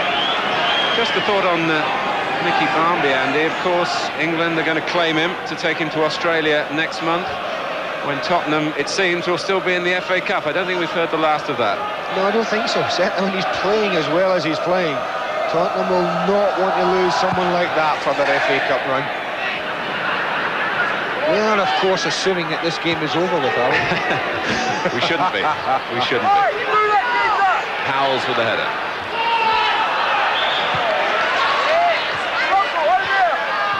We've got more for you from Nick Collins. Martin, just to confirm for you that the substitution of Roger Joseph at half-time was because he's got a knee injury. Had a very quick word, actually, with Joe Kinnear as well as he came back out for the start of the second half, and he said he was very disappointed with Wimbledon's bad marking.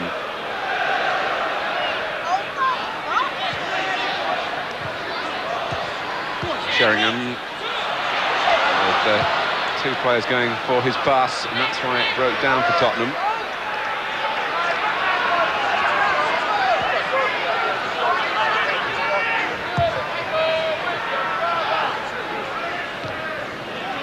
Steered off by Sheringham.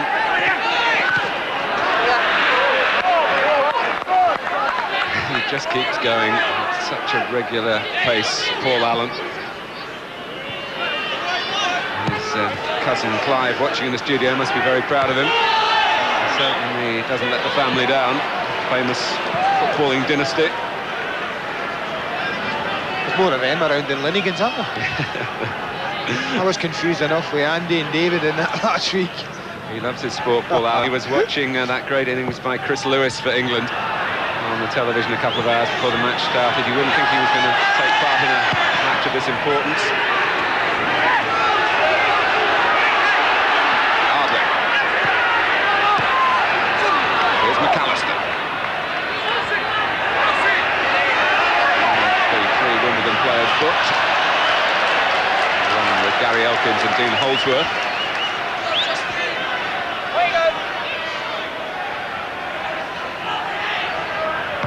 Hardly.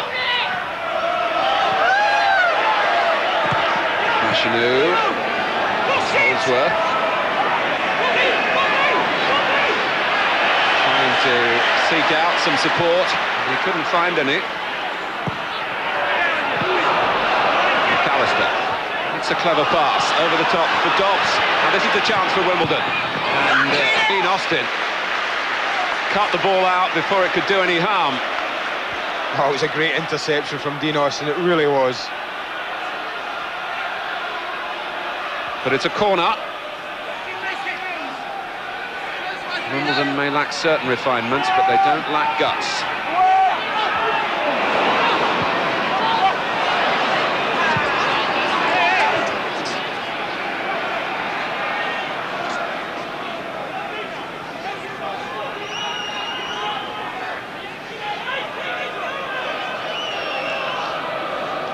Coming up to 10 minutes gone in the second half. Tottenham with goals from Darren Anderton, Teddy Sheringham and Nicky Barmby.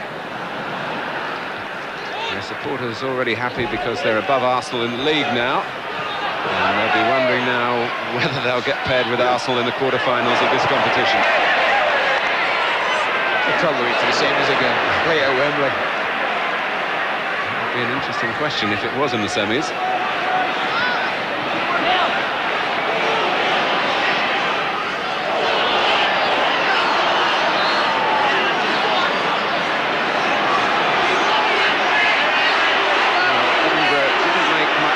With the ball, he certainly hurt Dobbs.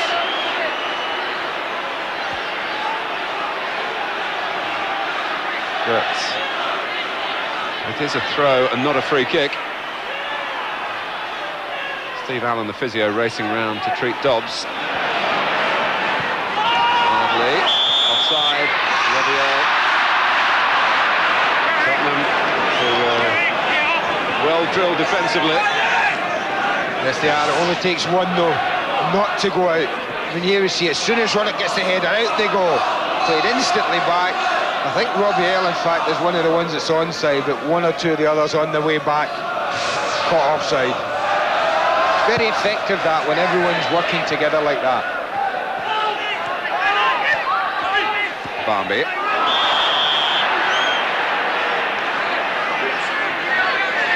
McAllister is penalised. Well, we wondered at half-time with the substitution whether they'd actually go three at the back, Wimbledon. But they haven't done what they've done. They've moved Neil Ardley to Roger Joseph's position at right back. Gone three in the middle and three up front. Steve Cottrell's gone and joined John Fashanu and Dean Holdsworth up front.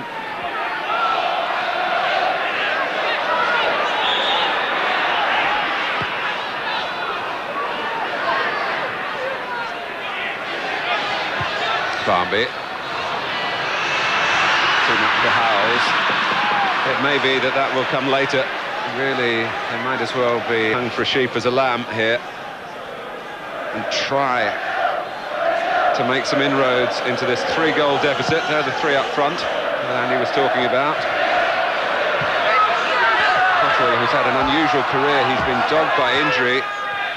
He's been with Wimbledon almost 4 years now and only played 15 league games. But in those 15 games, he's scored 6 goals. So it might just be one of his days.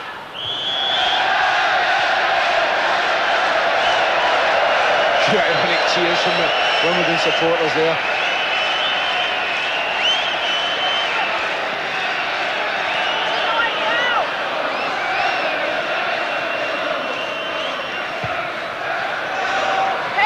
Over Jones, came off the back of Dean Austin's head. Ruddock and Howells, and Austin going for it. Ruddock a bit confused there, wondering whether Torsfeld might come.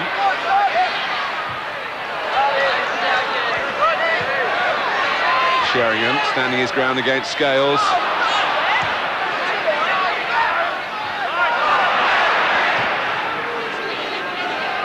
Mabbott. Hawkins linking up with Holdsworth. Deflected by Austin, behind Forum. A corner. No, the flag was up for offside earlier. Just on the subject of Dean Austin there, he just is an example of how fate can play a part in the development of a player. He wasn't going to play against Wimbledon at Selhurst Park back in October. He was out walking his dogs when he got a call on the Sunday morning that Pat Van den Houwe had gone down with the flu. And Dean played at the 11th hour and has been in ever since.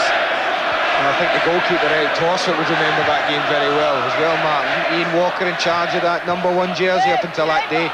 Had a horrible clash with John Fashanu. Went off, Eric went in goal, and he's been there ever since. Absolutely right. And as we said at the start, it was also the first match for Gary Mabbott of the season. And how he has shorn things up, he and Ruddock. Looking an excellent pair in the middle.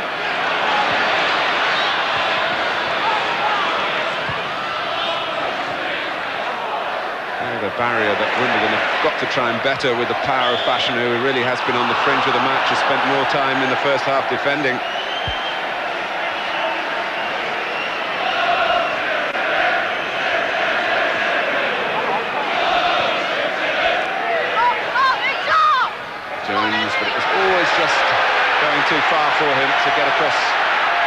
the penalty area.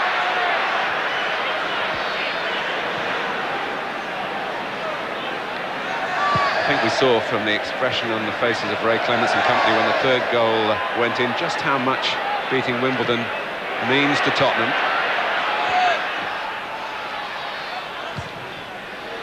Ray's very proud at the moment. His son Steve played for England under-15s yesterday, got his first cap, came on as a substitute towards the end of the win over the Republic of Ireland at Reading.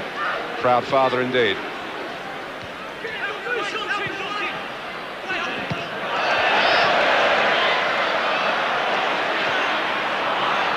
Sheringham. Barmby. Room for Austin. Tottenham have been quite content to soak it up so far in the second half. Sheringham. Barmby again has taken up an astute position where Wimbledon couldn't find him.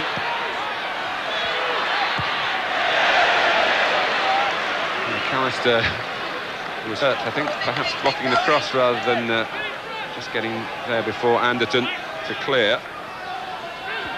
He was an injury doubt this morning. He's had a cut shin.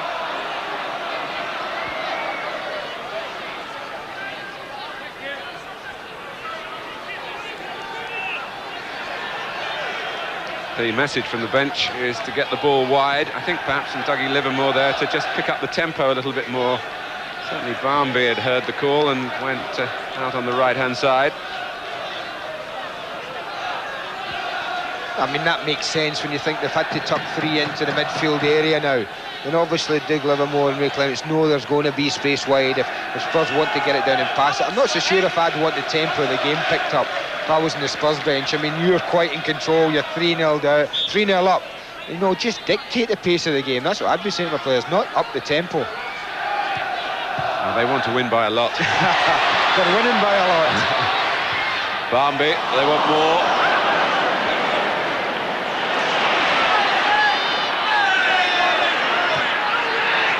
Anderton.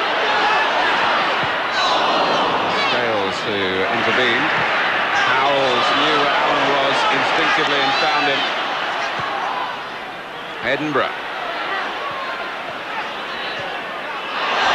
From Samways to Edinburgh again, and once more Sheringham, who makes that run so productively.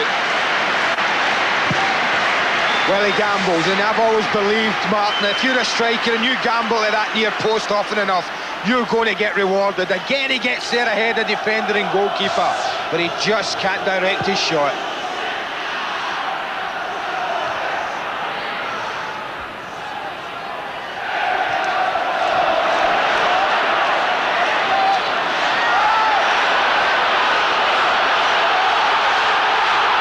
Has he done it all himself? Well, he would have done, but for Sagers. It was an excellent stop. The shot was hit hard and true at the end of a captivating run, irresistible from Anderton. Super piece of football all round, wasn't it? Great individual run from Darren Anderton. There you see him go straight across the pitch on that diagonal, always a boss, shows good strength there. There's everything right there for me and going across the goalkeeper. But Hans Sagers makes an excellent save.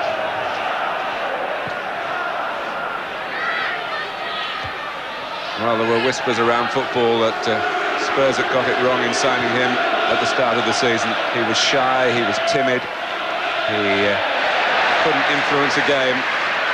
But what most people didn't know was that he wasn't fully fit. He subsequently had the hernia operation. And now the real Darren Anderton is definitely standing up.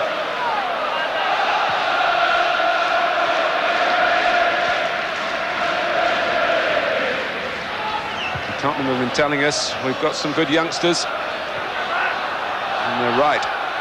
But here's Dobbs, one of the youngsters for Wimbledon. It's 3-1.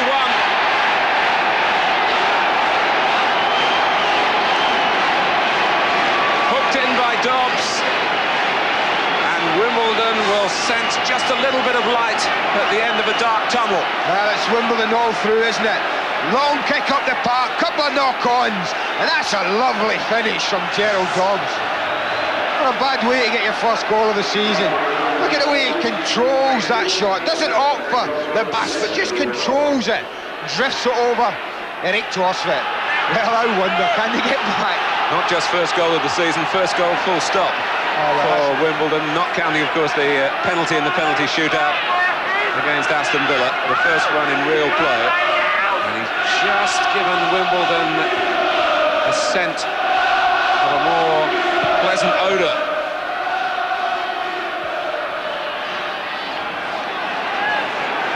Well, that's what you can expect, more of that. If they can get the ball to hand Segers or the defenders get it, I feel sure. Big Fash, it'll be bomb forward to him, and they'll be trying to get as many players as they can in contact with him. They'll have to gamble at the back, of course. They'll have to go 1-for-1 at times and risk losing another goal, but you have to do that when you're 3-1 down in a cup tie, not looking like you're going out. Cottrell. How will Tottenham handle this? Segers bristling there with the urgency to get the ball forward. It comes off the head of Ruddock, who's read it right again.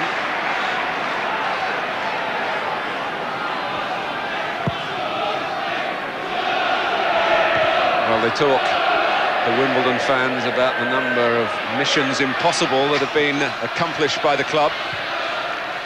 Well, if they get themselves back into this game, Martin, this really would be ranked certainly among the best of them.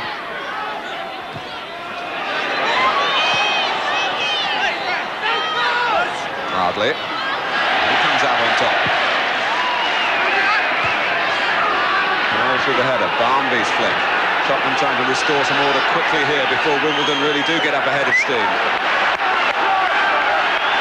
Well, the best way again for them to do that is for Spurs to get it down, to pass it out, to keep the ball.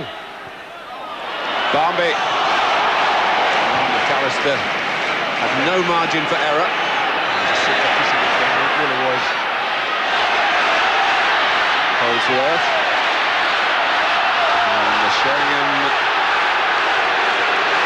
got to it. Hamilton was almost able to feed from that. Holdsworth having to track deeper than probably he wanted to. But the noise you're hearing at the moment is coming from followers of Wimbledon, who have suffered in silence for more than an hour.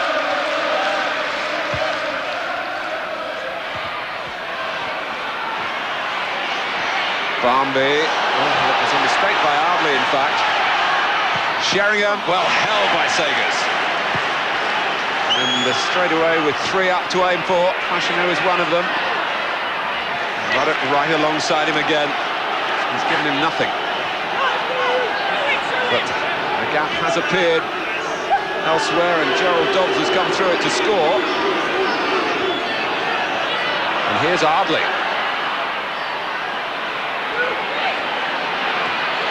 Jones. Out comes Thorstvedt. Jumping with a leg extended to protect himself. But there was no challenge on Erik Thorstvedt. At the other end, the Dutchman superbly.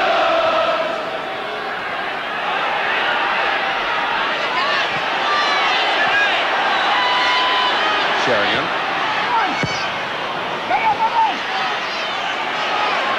Almost overdoing it on the edge of his own area. Deft flick from Jones.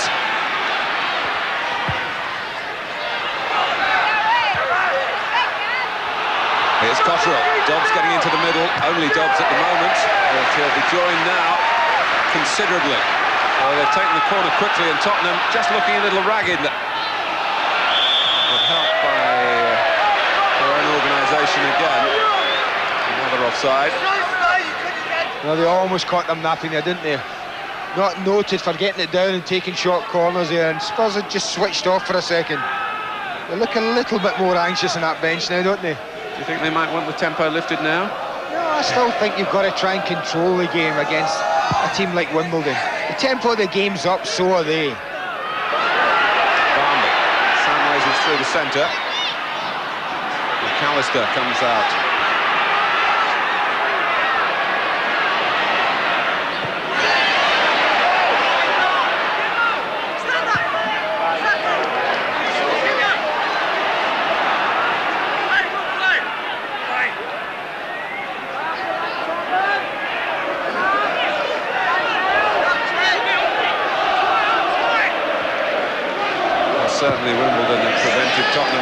this game out and have added extra meaning to the second half, which still has 20 minutes to run.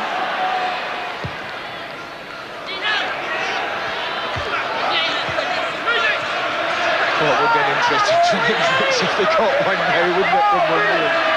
It's the end of the ground that seems to guarantee goals that they're attacking.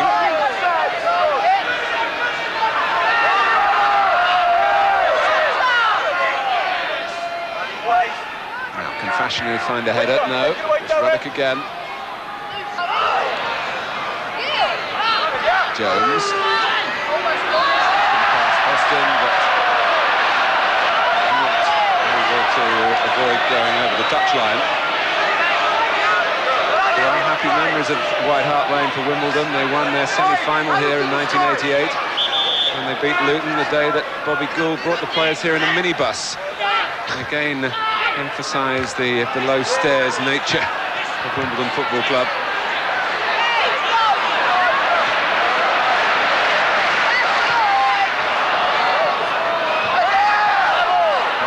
Watching the ball and not really watching where Tottenham might have got offside. Off the ball, Barmby and Scales, a flashpoint here.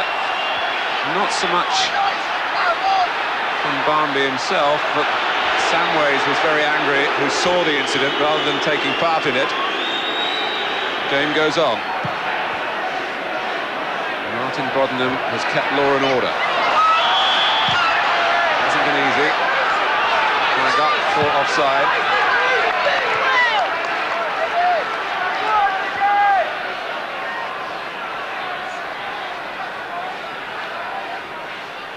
Well, that now is becoming a relevant statistic.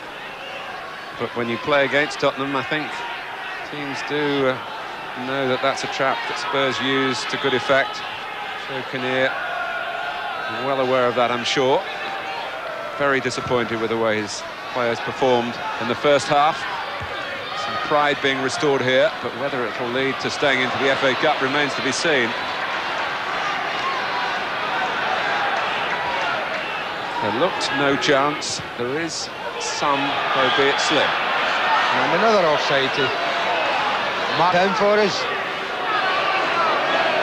Now that's going to be, and as you get approach the last 15-10 minutes, when players get tired as well, Mark, they do tend to drop off the game.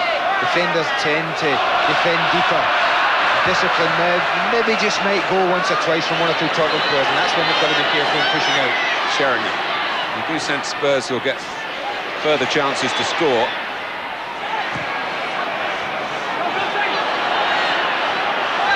Allen.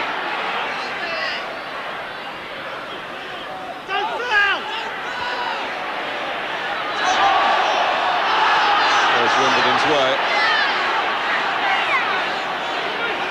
Little sneer at the referee by Paul Allen.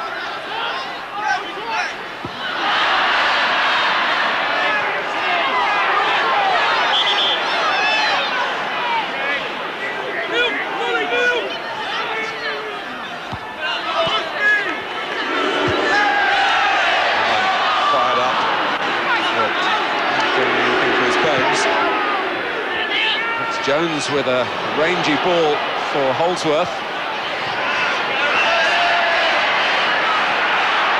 Holdsworth again, Jones again. And Ruddock wasn't too impressed with the tackle. But they both kept their tempers there, and that would be an incident worth having another look at. Well, it just looked a good old-fashioned committed tackle between two committed players. They certainly got up patting each other on the head. Is that exactly what they were doing? I think so. I think so.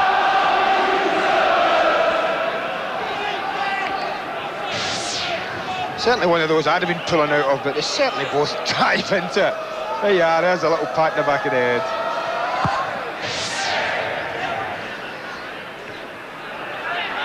Samways, Barmby.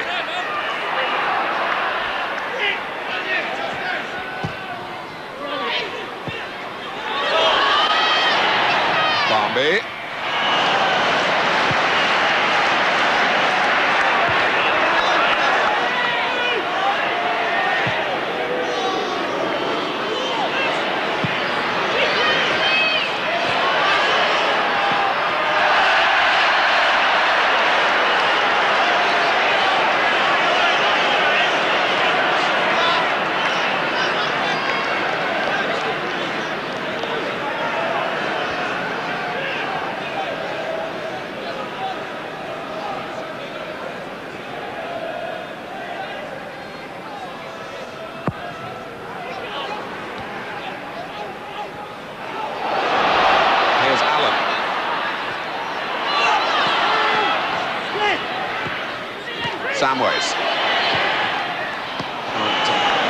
bypass Sagers. He's in that position 5 or 6 times, isn't he? Hand Sagers like that near post, and the ball has been like a magnet. Jones, good work on the ball. Thought would have been offside. Flag went up, the referee allowing Tottenham to go on. It's their advantage.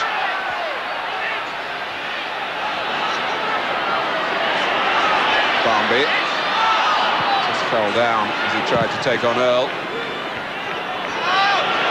It's awkward for Mabbott. Again, Ruddock was there. Well, the only criticism in the past, really, of Neil Ruddock has been his lack of discipline, a rather immature temperament, but he's grown up on his return to Tottenham, given him the chance at the club here. A real gesture of faith in him to go back and sign him from Southampton, sign him for the second time. And what a splendid game he's had.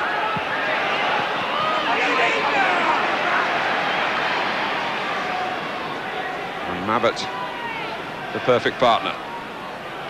The perfect influence on him as well, eh? Gary Mabbott shows that you can play season in, season out without getting too many bookings. Hardly back for Sagers to have to hammer away under challenge from Sheringham.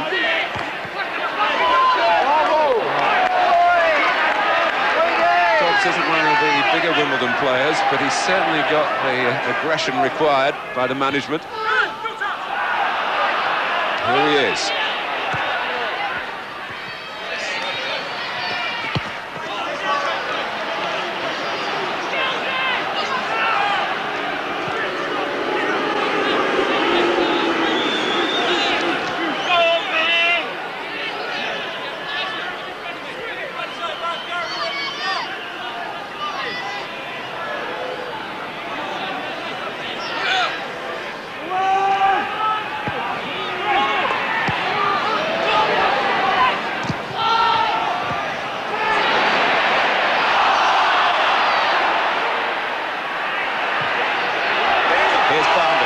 Free kick from Tottenham.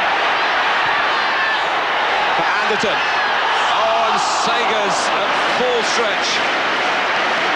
Stops Darren Anderton, restoring the 3-goal cushion.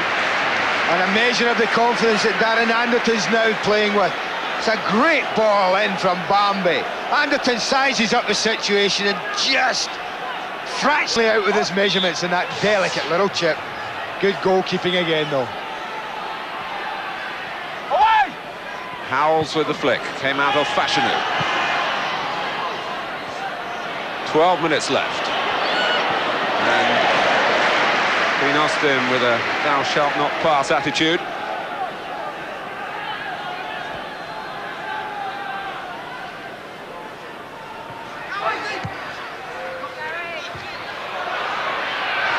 And Mabbott being tugged by Cotterill.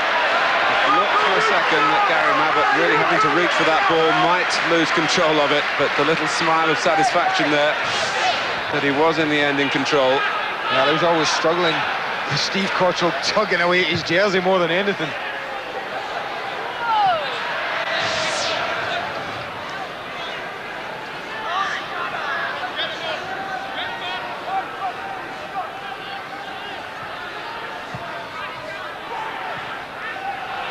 Earl.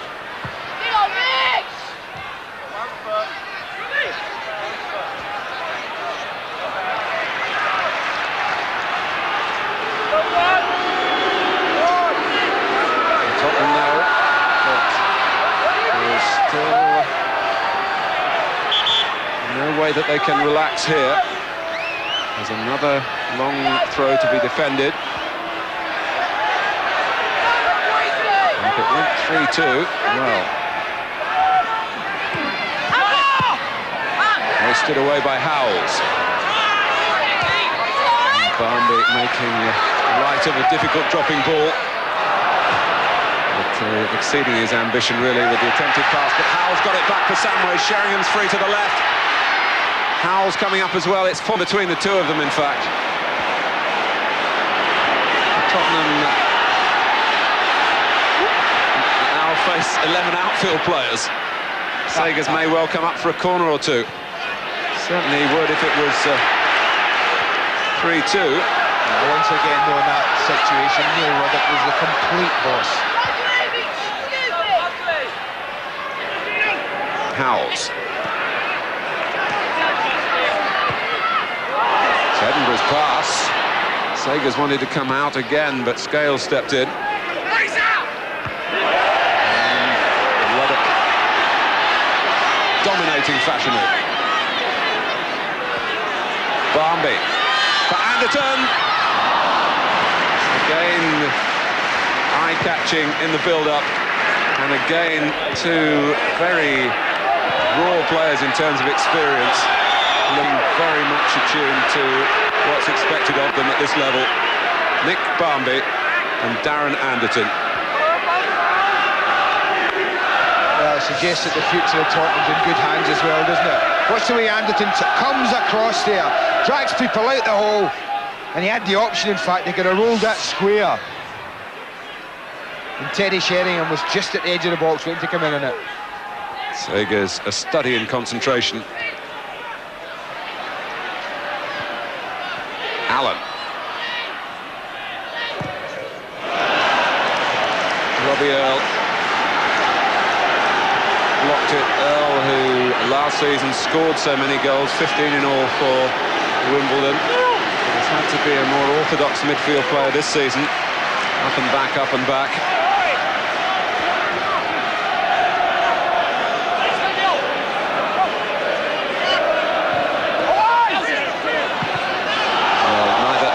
Mabbott came up for that corner. Tottenham, what we have, we hold. Well, it was quite simple. Wimbledon left the three front men up front. They wanted to come up. Both Ruddock and Mabbott started to go. Saw that Fashanu holds with Cottrell weren't moving, and had to just jog back into position. Good anticipation by Samways. And Elkins matching the run of Anderton. These are as important as goals at the moment for Tottenham. Corner after corner. The one thing they'll know, if the ball's up there, sitting where it is now, then there's no way Wimbledon can score. Well, as Anderton looks up, he can see Barmby in there, Sheringham as well. That's your lot.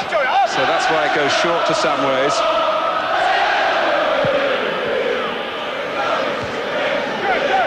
Earl.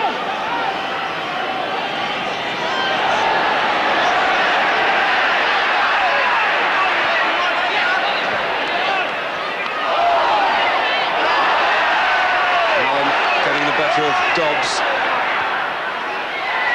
Samways. Sheringham. They're more committed to this attack, Tottenham, than they've been at the corners. Or are they? Well, they keep the ball. This is what I was saying, Matt, about dictating the pace rather than upping it. This is the one thing that they want to do. They're in total control when they've got the pace of the game down and they're passing it and moving. Last thing they want to do is up the tempo, give the ball away and have to endure pressure themselves. Finally is given away by Samways, but only for a fleeting second. Barmby. It's time for the Olays now. Barmby, indefatigable. Anderton. Elkins anticipated the move. Anderton has it back, and Tottenham continue to taunt Wimbledon a little here. Yeah, you can say it's taunting, but it's actually great football, you know. Keeping the ball away from opposition for that length of time. Super play from Spurs. Well, the name of Tottenham very close now to being in the draw for the 6th round, which is coming up live on Sky Sports at 6:30. And Wednesday, we have for you England against San Marino, when just winning for England won't be enough. It's the margin of victory that is crucial.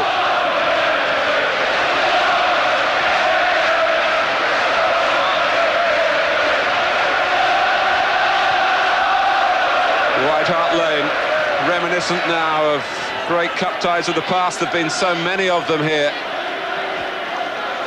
The crowd take a particular delight in the successes in this competition. And another one is very nearly completed here.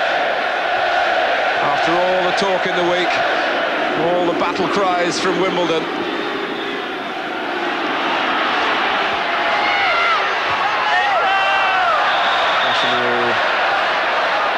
Is offside, and Wimbledon just haven't fathomed that out, really.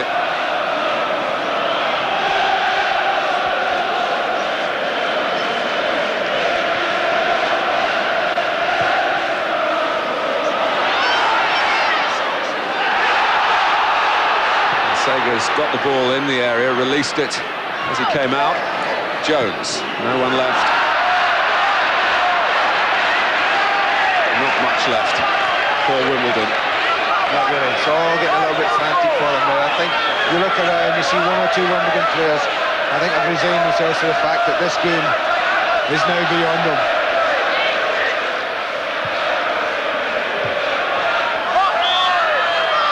And again, offside. Just how often they've fallen for that little offside trap. I actually thought that was something that Robbie Earle in particular may have had some joy with in running from deep, but as an attacking force we've seen very, very little of him. Tottenham's traditions run so deep in the FA Cup, the competition, they can proudly say they've won more often than any other club, and they've given themselves the chance here to be on the roll of honour again this year. 3 minutes or so away from confirming their place in the quarter-finals.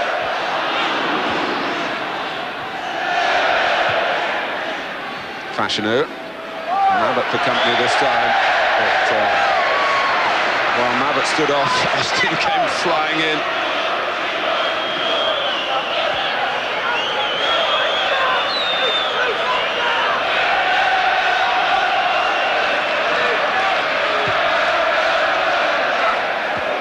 Ruddock. I was just about to say to you, guess who with the header? Allen. Edinburgh. Wimbledon might be caught out now. Edinburgh, will he go all the way? He's got Samways there for a potential cross, and still Samways with a shot. It hit the top of the bar. Well, that's the one thing I think that Vinnie Samways really desperately wants to add to his game, to basically call him a complete player, and that's goal scoring. I think he could do with more goals and getting into the position he gets, but he doesn't do much wrong with that one. Hits it very, very well, just catches the top of the bar. We were talking at the start about the extraordinary scenes in the tunnel before the game. Here's Allen, break off from that for a moment, Barmby.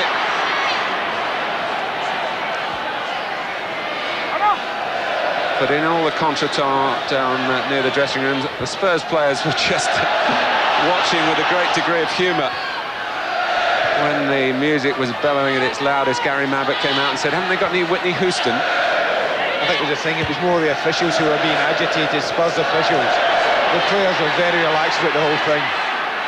And enjoying the humour of it, which was considerable as it turned out. And if Wimbledon did win that battle, they've come nowhere near really winning the match. Anderton, summing up the style of Spurs again.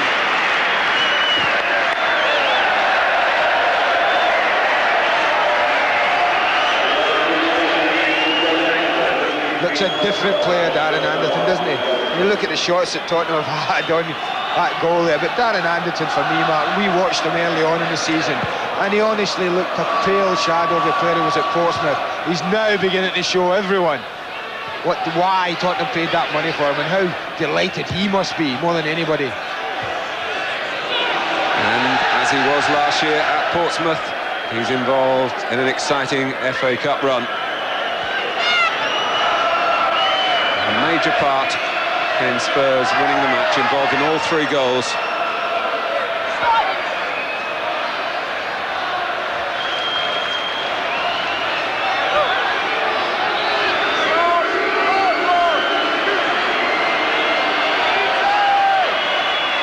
Into stoppage time. Tottenham have pulled everyone back. And Roddick's header, a major candidate for any man of the match award. The goal scorers always get the praise, but the defenders have been crucial here. Offside is Allen.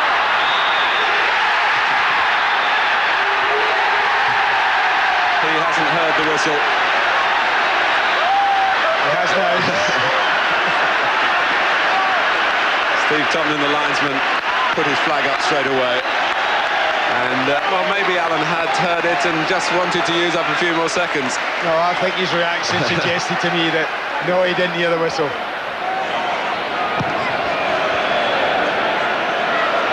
Paul Allen, who will be a guest of ours for that live FA Cup draw at 6:30. Samways. Onto the top of the net, not into the back of the net. Well, that would just have been a little bit of icing on the cake. Some wonderful goals already today. This one, the vision, the execution would have beaten them all, I suppose. No time for risks for Ruddock. Well, I mean, if they're going to toss it in, then he'll just come and hit it clear, Neil Ruddock, the way things have gone today. They've even given that one up now. It's a shorter throw. Holsworth hoping for a corner. That's Cotterill. Has forced it in. 3-2, Steve Cotterill. But just too late perhaps for Wimbledon. Martin Boddenham will know how long we've got left. Well, there's little time left. It's a great ball in from Gary Elkins in immediate confusion. Gary Mabbitt doesn't go and claim the header. And Steve Cotterill bundles it over at the second attempt. All eyes on the clock from both points of view. 3-2, who'd have thought it? But it's over, and Tottenham are into the 6th round of the FA Cup.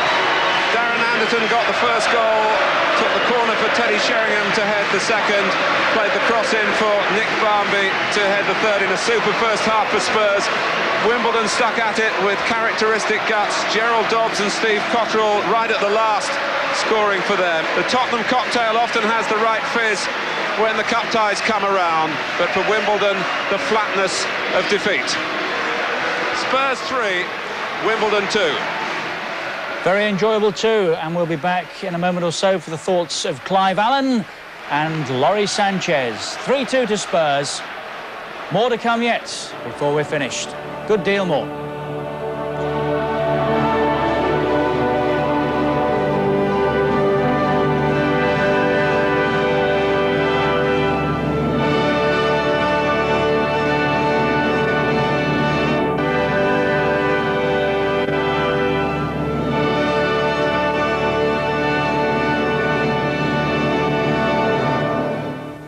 Welcome back. 3-2 to Spurs. Good deal closer at the end than maybe it really was over the 90 minutes. 20 shots from Tottenham, 11 on target, as you can see, 7 from Wimbledon, 2 on target, so they scored with both of those.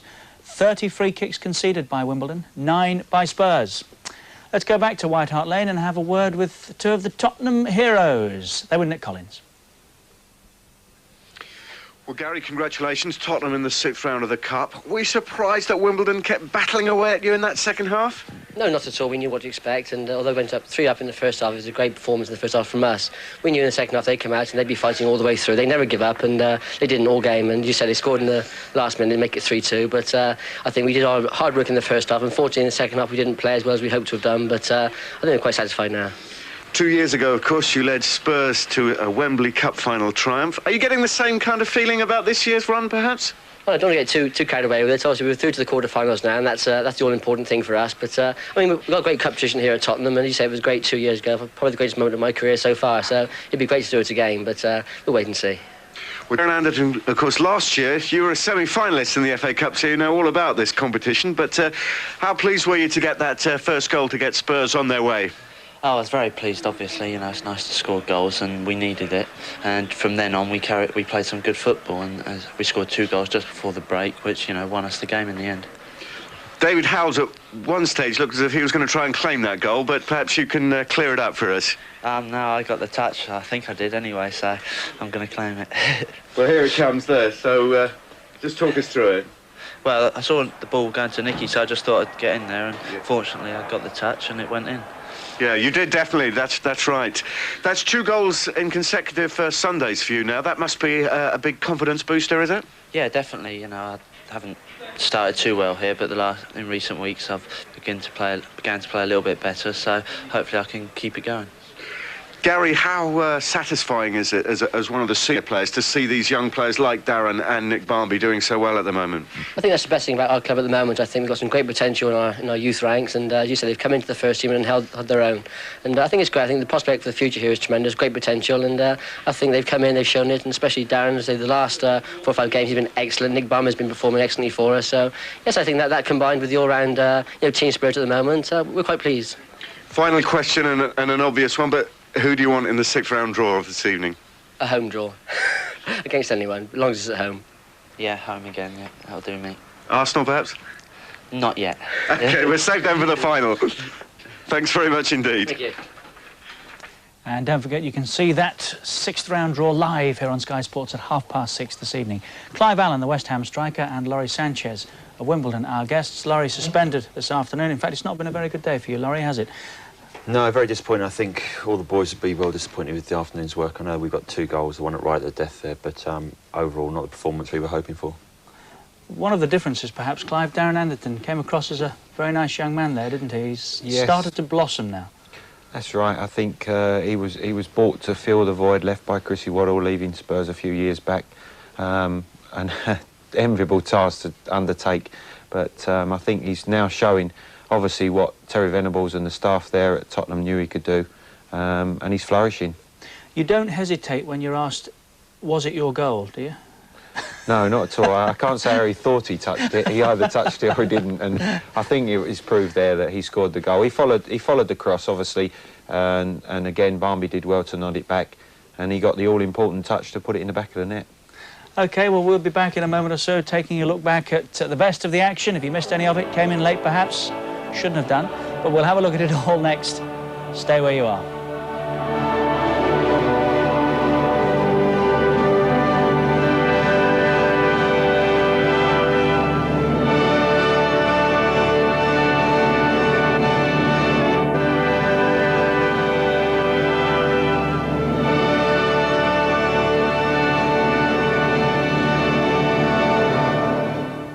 Welcome back. 3-2 to Spurs at White Hart Lane in our live match. Don't forget the draw for the quarterfinals we'll be making here live at 6:30 this evening. Clive Allen and Laurie Sanchez are with us. Let's stroll back through the best of the incidents from that match. Darren Anderton opening the scoring for Tottenham Hotspur. Clive, there it is. Yeah, brave to get in there, and he got the all-important touch to finish it off. Got Tottenham on their way. Quick that, wasn't it? It was, yeah. 1-0, and it stayed like that until the 40th minute.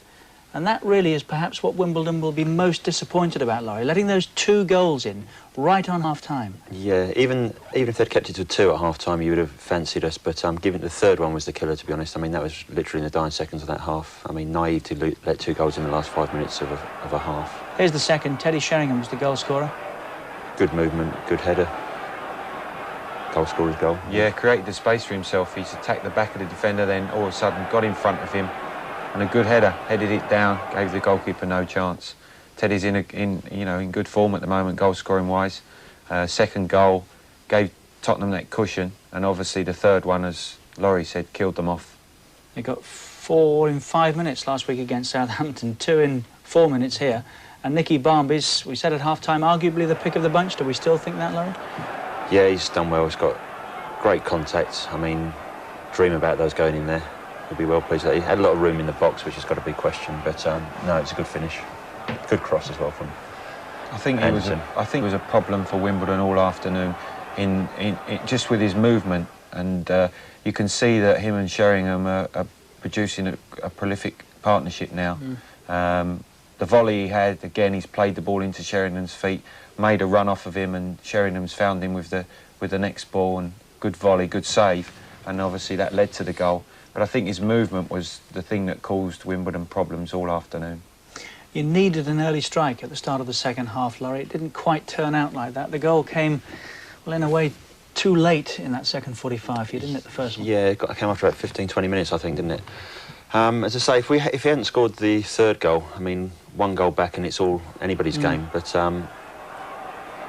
you would get one back. Good flick from Fash, I think the first flick he won. Gerald Dobbs just controls it over the keeper, really. It's a good goal, that. It's a great finish. Took it very well. And I think, as Laurie said, the thing about it was really Fash's first header that he'd won all afternoon. That was surprising, wasn't it, in a way, because you expect more from John Fashanu, but Ruddock had him in his pocket, didn't he, in truth?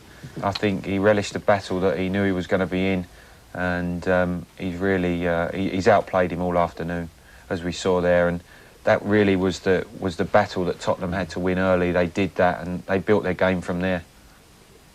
Yeah, I agree with that. As I say, I mean, Ruddock's won that hands down, that battle. Important for us for Fash to win balls in the air. Ruddock's, that's the only ball I think he lost all afternoon. Well, that's how important, isn't it? Because when he does that, if you can score off the bits and the pieces that come your way... That's how we operate. I mean, we work off him up there. We knock balls up to him along. He wins balls, knocks balls down for other people get in and score, or he scores himself. Today, there's no contest, I'm afraid. Barmby's was scored in injury time in the first half. Here comes Wimbledon's second. Steve Cottrell got this in injury time around about the 90th minute. Just too late, Laurie, wasn't it? Yeah, it's just 10 minutes earlier. It's a great cross. Cottrell's got up well. Good save in the first place, but he's followed in well. He'll be pleased that he scored. I mean, as a forward, whether you know, although we've lost, it give him confidence in the next game that he plays. I think it's really, I know it's the last seconds of the game, it's really the first time that Wimbledon have got crosses into the Tottenham 6-yard box, where Terry said earlier, they've pushed them out, they've kept them out of the box, they've left that space between Torsved and their back four, and Wimbledon's not got in an area where they were going to get knockdowns and chances to finish at goal. Let's hear what Tottenham's Chief Executive Terry Venables had to say about it. They made it close at the end, but how satisfying a victory is that for Spurs? Very satisfying. It's one we've been looking forward to and hope we get the right result. I think it was one we really wanted today, so we're well pleased. We played well, I thought. For 20 minutes at the start, it was quite a battle, and then you gradually took more and more control. Was that a plan all along, as it were? We didn't want to get involved in the way they were playing because it's food and drink for them. If you start playing them at their own game, we wanted to try and knew it would be difficult to get the ball down and play. Keep getting it down and play, and that was the thing that we were pushing for and been working at, even when you're under pressure, because they reduce the field and reduce the spaces, so it's difficult to get that ball down to play and play to feet, but that's what we did, and it worked well for us. Going from 1-0 to 3-0 in the closing stages of the first half, I mean, psychologically, that's about the perfect time to score, I would say. Yeah, I mean, in that sort of situation, you don't want half-time, especially nowadays when it seems like forever. It's gone to 15 minutes, the half-time. And it's one where you really would want to keep going because you're really hot and you're really going well. And I felt that the break wouldn't do us any good. They went out determined again. We wanted to get that goal, but of course you knew that they were going to hit things even longer, put more men up, open to get the breaks, and they got a break or two. But at the same time, that is why today there was a lot of offsides, because they want to get as near to your goal as they can. And if you let them get on top of your goal, anything can happen. That's why we've got to get out and give space between our back four and our goalkeeper. Finally, Terry, briefly, how would you assess the impact that young players like Nick Barmby and Darren Anderton are now having at Spurs? Well, they're doing now what we felt they would do, but they need experience, and people, find it hard to have the patience with young players. I understand that, but nevertheless, they're doing now, and I think people are understanding the value of Darren, and really Nick Barmby made an impact immediately when he started. I think he came on at Wimbledon. I think was his first time and scored a goal and lifted the whole team and played remarkably well then. And he's really had a dream start, But it's early days. He's a young lad, and there's lots in front. And it's exciting times for us, we feel, because we felt our form would improve. It's no good saying it, but we did feel so, and now we're beginning to get the results we deserve in a good manner of which we're playing as well, the style of football we're playing. Terry, thank you very much indeed. Appreciate your time. Thank you. Pleased enough, wasn't he? And he's got a right to be. 3-2 to Spurs then in our live match. We'll take another break, coming back in a moment or so with all of yesterday's goals.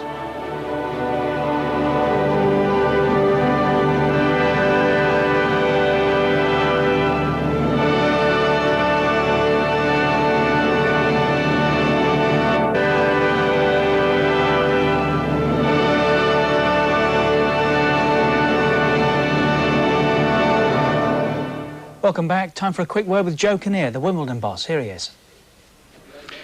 Joe, you said to me at half-time you were disappointed with the way Wimbledon had marked in the first half, but were you pleased with your team's second-half performance? Well, I always felt that if we'd have stayed in there at 1-0, then we'd always have an opportunity to score goals. What we have been doing well of late is defending well. And we didn't defend. The 2 goals just before half-time killed us. And you can't give a side a 3-goal lead like Tottenham and expect to come out on top. Before the game, there was a bit of cat and mouse between the two clubs over the ghetto blaster in the Wimbledon dressing room. You won that encounter. How important was it to actually win that psychological war? Well, not really. We don't really look into it. I don't even know what the fuss was all about. We were more than less just concentrating on getting through the next round. But it wasn't to be. I don't think we've played better in previous weeks. We didn't do ourselves justice today. But good luck to Tottenham. I thought they played some good football. But as I said before, if we could have got through the first half with just a goal behind, then I've always feel that we've got a chance of scoring against Tottenham. We've pushed it all the way in the second half. We've had to leave people 1-for-1 at the back. We went for it, and it didn't work out. But fair play to Tottenham. I thought they played very well. Took their goals extremely well, and good luck to them. Well, Joe, we wish you luck for the rest of the season. Thanks for joining us. Thank you very much. Yeah, well done, Joe. That's the Wimbledon boss. This is what they're saying outside the ground. Pretty pleased with the first half performance. I think it was well worth the 3-0 lead at half-time. Came out a bit complacent in the second half, I thought.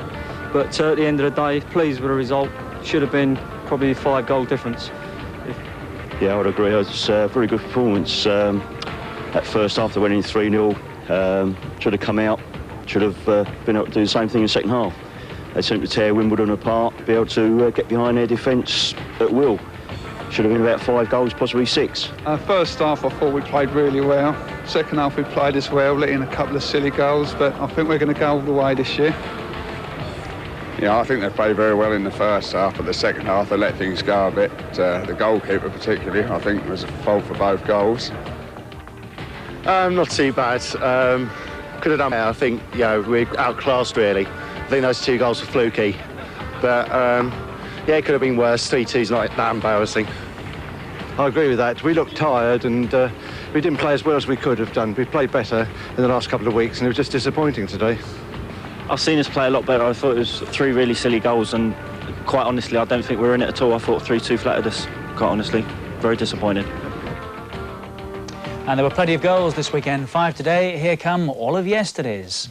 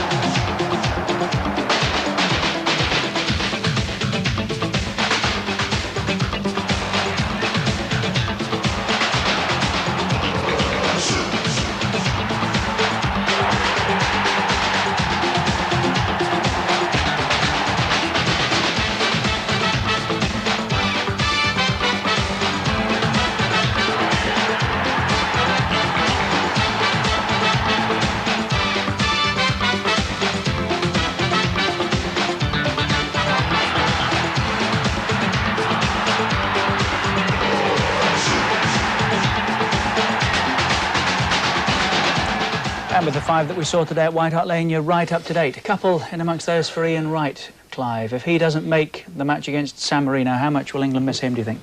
Well, the form he's in, I think he'll be sadly missed, because it really is how many goals we're going to get, not whether we win or not, but how many will we get, and we need as many as we can. And with Wright in that sort of form, spectacular goals, it's just what we need on Wednesday. If he doesn't play, it's beginning to look, with Alan Smith out, it's beginning to look as though Les Ferdinand might, Laurie. What do you think Les Ferdinand would do on the international scene? Good game to come in for against San Marino. I mean, likely to score a few, actually. I think Les will be up to it if he's picked. I'm sure he will be. Just say it's not a hard game in the fact playing Holland or someone. He's a big, powerful striker, isn't he? Yeah, he scores goals. I mean, I think there'll be plenty of goals on show on Wednesday night, or hopefully. I think that's his great strength in the air there. When balls are knocked across the goal there, and you see his strength, his power in the air, and that will be the biggest threat for San Marino should he play. You know, but you be want a chances. Lineker or a Wright or an Allen, a little. I mean, is there anybody else that might come to mind? Do you think that? I'd love to play. Like with Ian one Wright leg. with one leg, yeah. But unavailable. Is there anything else? I think really the type of game it is, obviously, if there was someone who's in form, who's a natural goal scorer, a poacher, who can get in there and nick one or two that would set us rolling and get the goals going in. That's really what we're looking for. Mickey Quinn's in that form, so possible. It's an interesting shout. Mickey Quinn, maybe. Clive Allen, thank you very much for joining us. Laurie Sanchez, great to see you. Didn't quite go Wimbledon's way, but thanks for coming nonetheless. Tonight, 6:30, FA Cup 6th round draw, live here on Sky Sports. Must come back for that. And a Monday night football extra this coming Wednesday, 7 o'clock, England against San Marino. The home of football, Sky Sports. 6:30, we're back with the FA Cup quarter-final draw live. See you then. Bye-bye for now.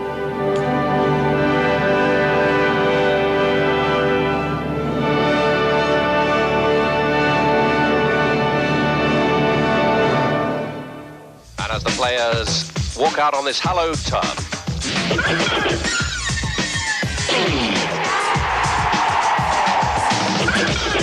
Merson! Merson! Oh, what a haircut! I think you did awfully well.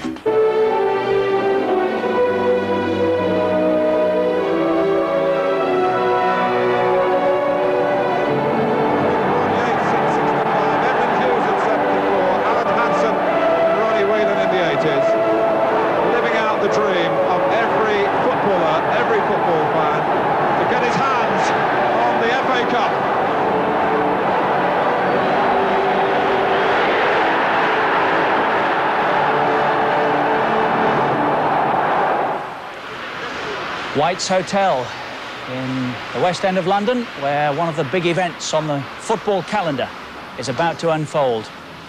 It's in these luxurious surroundings that we're going to make the draw for the quarter-finals of the FA Cup. 8 teams, and it is only 8 for the first time since 1984.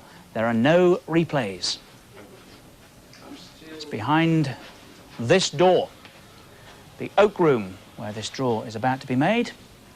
In charge of proceedings, as usual, Graham Kelly, the Football Association's Chief Executive, Sir Bert Millichip there, and Mr Gordon McKay. And that's where we're going in a minute or two. Before that, let's say good evening to our guests. Mark Bright, the Sheffield Wednesday striker, whose side are through. Paul Allen, whose Tottenham team beat Wimbledon this afternoon. And at the far end, our own Andy Gray. Gentlemen, welcome all. Very well done, Paul. Spurs were up for that this afternoon, weren't they? Yes, that's right. I think we prepared very well. We knew that we couldn't be intimidated, and we had to play with a lot of movement, which we did very well today. 1-0 with about 40 minutes on the clock, and then 2 vital goals in 5 minutes before half-time. That was just what you needed, wasn't it? Well, I think just going at half-time 3-0 up was fantastic for us, and we really built on that, which was disappointing, but I thought that it was a convincing 3-2 victory. Mark Bright's watching at the moment, as Paul Warhurst scores all sorts of goals and keeps Wednesday going, Mark. Yeah. And this is a centre-half. It's some record, though, isn't it? Yeah, he's doing really well. He's slotted in there, and he's just scoring like a striker, and he's really carried us. enjoy it this afternoon, Andy? I just wonder if he's any good at centre-back. They were swapping positions. Yeah, I thought Tottenham were excellent, especially from the first goal to half-time. I thought they gave a fabulous performance of passing and moving the ball. And Paul's right, going in at 3-0 up, I thought the game was over. And the scoreline at the end slightly flattered Wimbledon, in all fairness. I thought they ran out worthy winners, I suppose. Well, we'll have a look at today's action in a moment or so, but first of all, this is what happened yesterday in the FA Cup.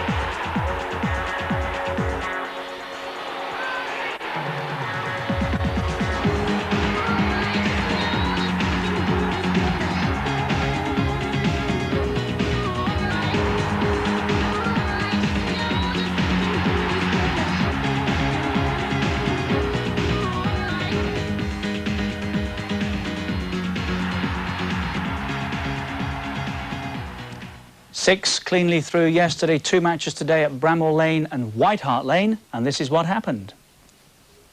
Could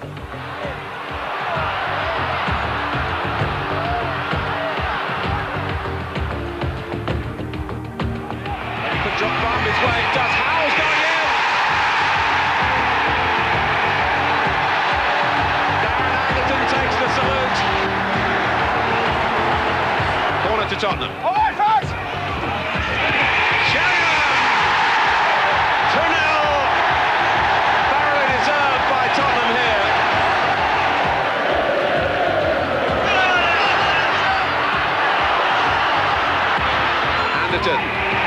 Barney! Oh my word! It gets better and better and better. Tottenham have been telling us we've got some good youngsters. And they're right. But here's Dobbs, one of the youngsters for Wimbledon. It's 3-1. Holdsworth hoping for a corner. And Cotterill has forced it in. 3-2, Steve Cotterill.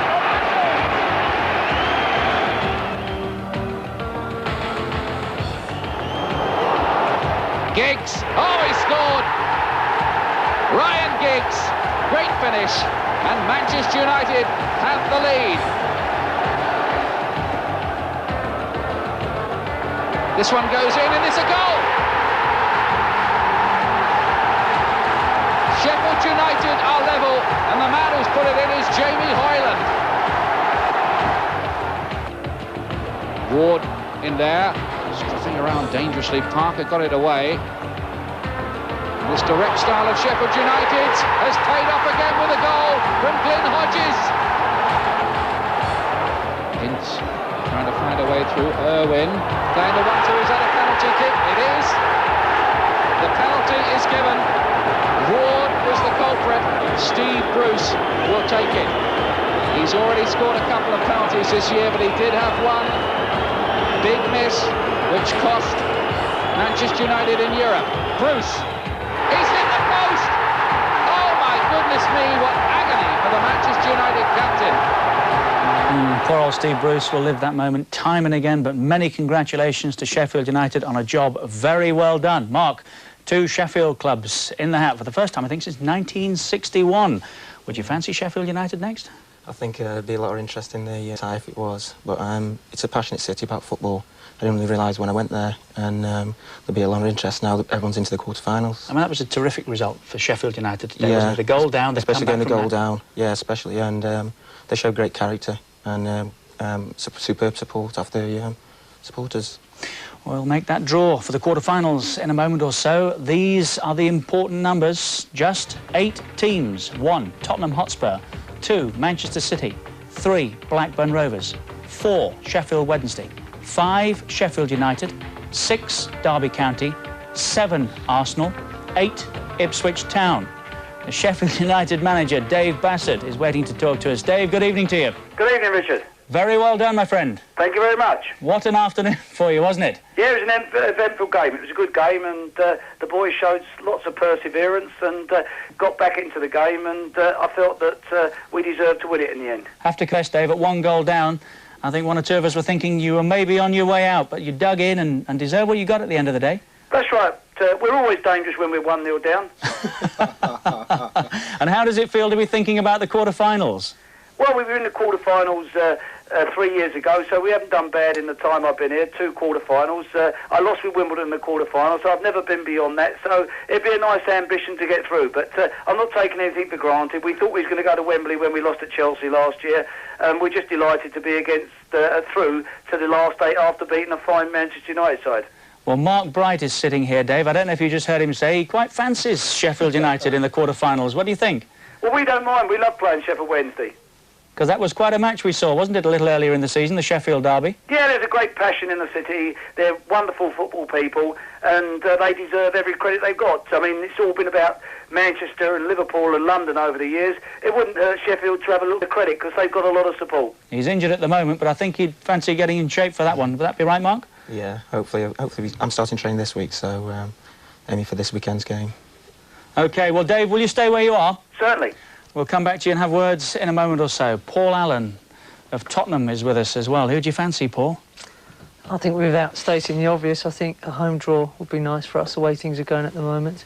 We're playing with a lot of confidence. Arsenal? Yeah, it would be nice. No, it wouldn't. Well, here we go then. One of the big moments, as we said, on the football calendar. Let's make the draw for the quarter-finals of the FA Cup. The FA's Chief Executive, Graham Kelly, is waiting to speak to us. Graham, good evening to you. Hello, Richard. Good evening. This is extraordinary, isn't it? 8 teams, no replays. It's not often this happens, is it? No, it's all very tidy, but no giant killers are there. So it's tidy, but no giant killers. Enjoying the hospitality again down there? Yes, they're looking after us reasonably well, thanks, yes. OK, Graham, we'll let you get on with it. OK, fine. Well, here we go with the draw for the 6th round of the FA Challenge Cup. The home teams will be drawn by Mr Gordon McKeague, the chairman of the Challenge Cup Committee, and the away teams by Sir Bert Millerchip, the chairman of the Football Association.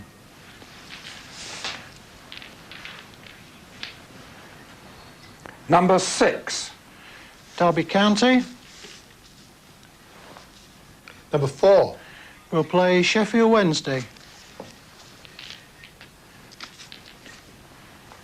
Number 2. Manchester City. Number 1. We'll play Tottenham Hotspur. Number 8. Ipswich Town.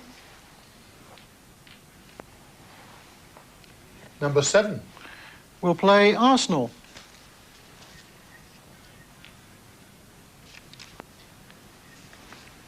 And number 3. Blackburn Rovers. Finally, number 5. We'll play Sheffield United. That concludes the draw. The ties will be played on the weekend of March the 6th, 7th and 8th. And now back to you in the studio, Richard.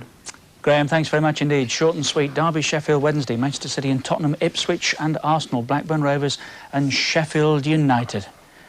We'll come back in a moment or so, have a look at that, talk to 1 or 2 of the individuals who'll be involved. We've got plenty to come between now and 7 o'clock.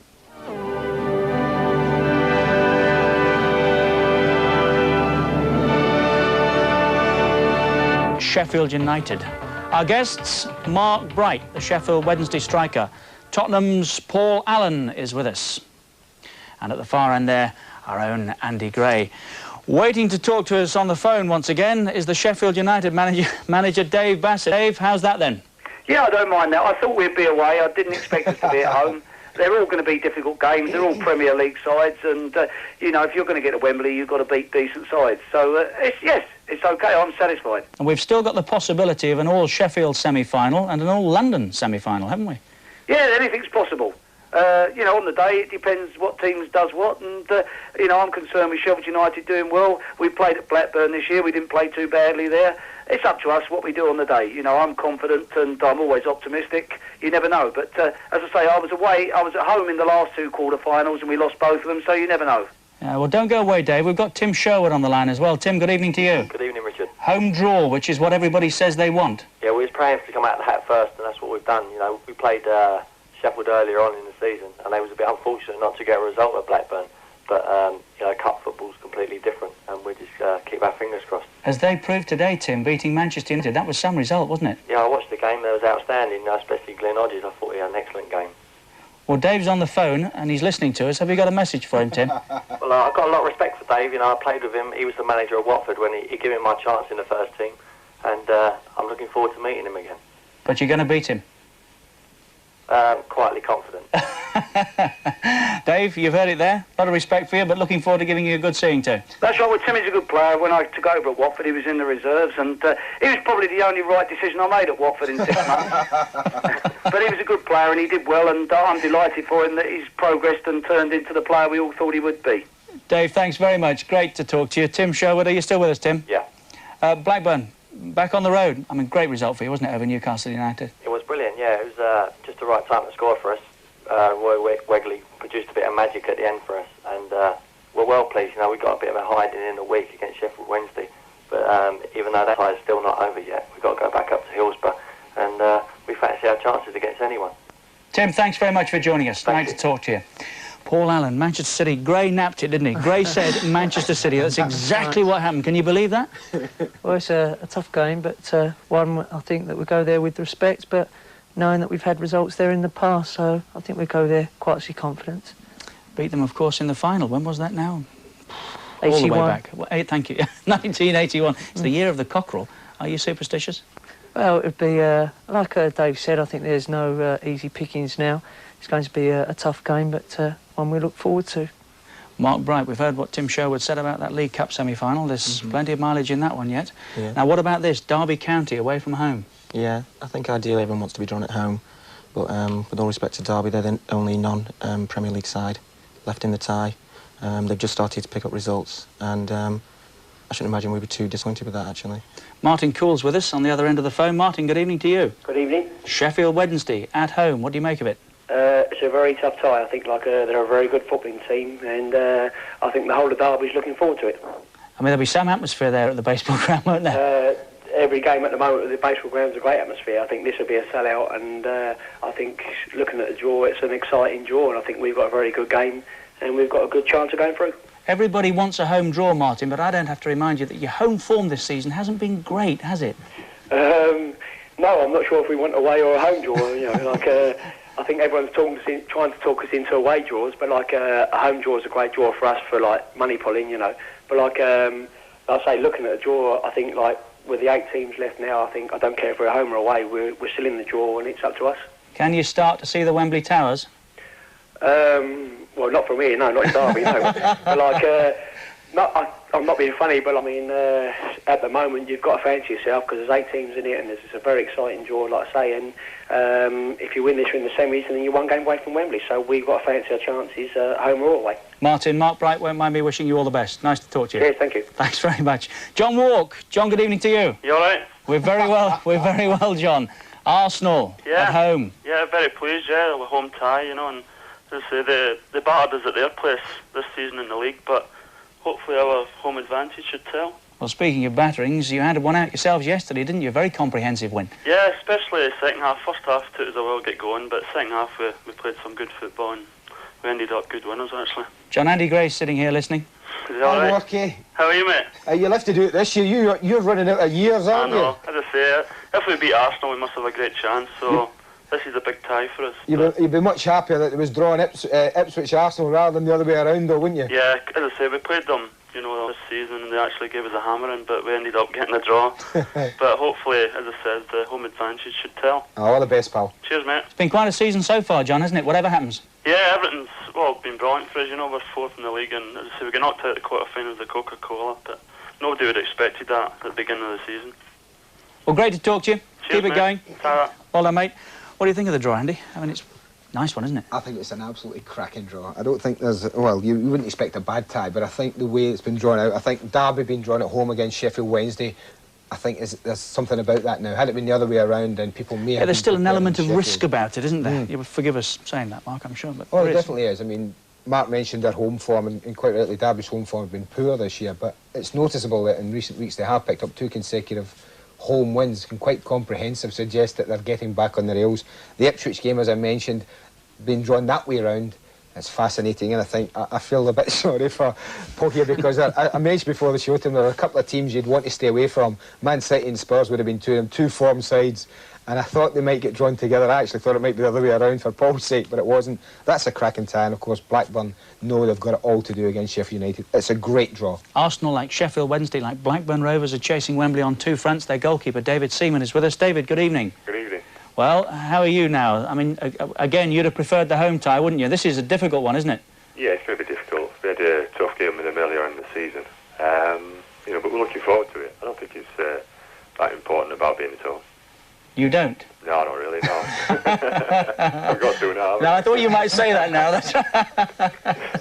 But they make life tough for anybody, home or away. Ipswich Town, they've had quite a season, as we just said to John Walk, haven't they? Yeah, that's right. You know, like I said earlier on, we had a great game with them at our place, and although it was 0-0, you know, there was quite a few chances, but it's going to be tough, and we're just looking forward to it. You know, we seem to bring the best out of ourselves in the cup at the moment, you know, so we're looking forward to it. I mean, realistically, maybe the Premier League slipped away, David, but there's Wembley on 2 fronts still, isn't there? Yeah, that's right. Yeah, you know, look, it's a shame about the league, but you know, we're really looking forward to it. You'll take a cup medal.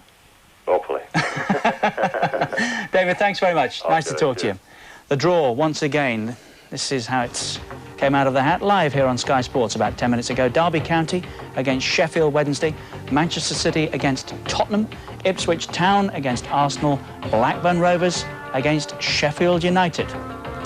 The very latest betting looks like this. Arsenal, 3-1 favourites. Sheffield Wednesday at 4-1, Manchester City 5-1, Spurs at 11-2, Blackburn Rovers and Ipswich Town at 6-1, Sheffield United and Derby County 14-1. You're not too sure about that, Andy? Well, I mean, it shows you how close the whole thing is. I mean, there's, what, 4-1 and 6-1 separating 6 teams, and only Derby and Sheffield United, regarded as far as the bookmakers are concerned, as outsiders. And I think that shows you that it's going to be very, very difficult to predict the winners of this. I think that's what's fascinating about the last 8 this year round. 7 Premier League clubs does suggest that it's going to be very, very tight. It was Ian Wright that fired Arsenal into the quarter-finals. You spent the afternoon with him today. How is Ian Wright, Mark? He's joined up with the England squad. He said he's obviously got the pain still in his leg, but he wants to join up, and if there's any chance of him playing, he'll play. I know him. Well, he told us that yesterday. He'd go and play with one leg if he had to. Yeah, I mean, he wants to join up as well, and he knows the San Marino game could be the game that he breaks his duck, and it'd be a great shame if he does miss it. But if there's a slight chance of him playing, I think he'll play. So he's reporting, fingers crossed. We've all got fingers crossed. Good to see you. How close are you? Yeah, starting training tomorrow, and hopefully make my comeback game against my old side, Crystal Palace. If selected. Good to see you. Paul Allen, thanks very much for coming in. Good day for Spurs and yourself. Very well done, mate. Andy, thank you for your help. Welcome, pal.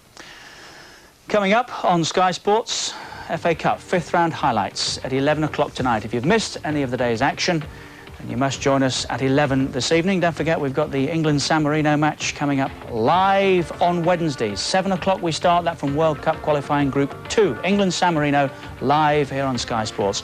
Hope you've enjoyed it all. This really is the home of football, isn't it? Until the next time, from all of us here, Mark, Paul Allen, Andy Gray and myself, thanks for your company. See you next time round.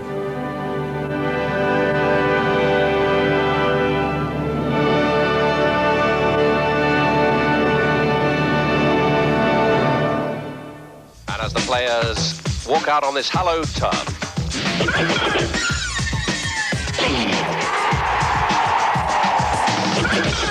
Merson! Merson! Oh, what a haircut!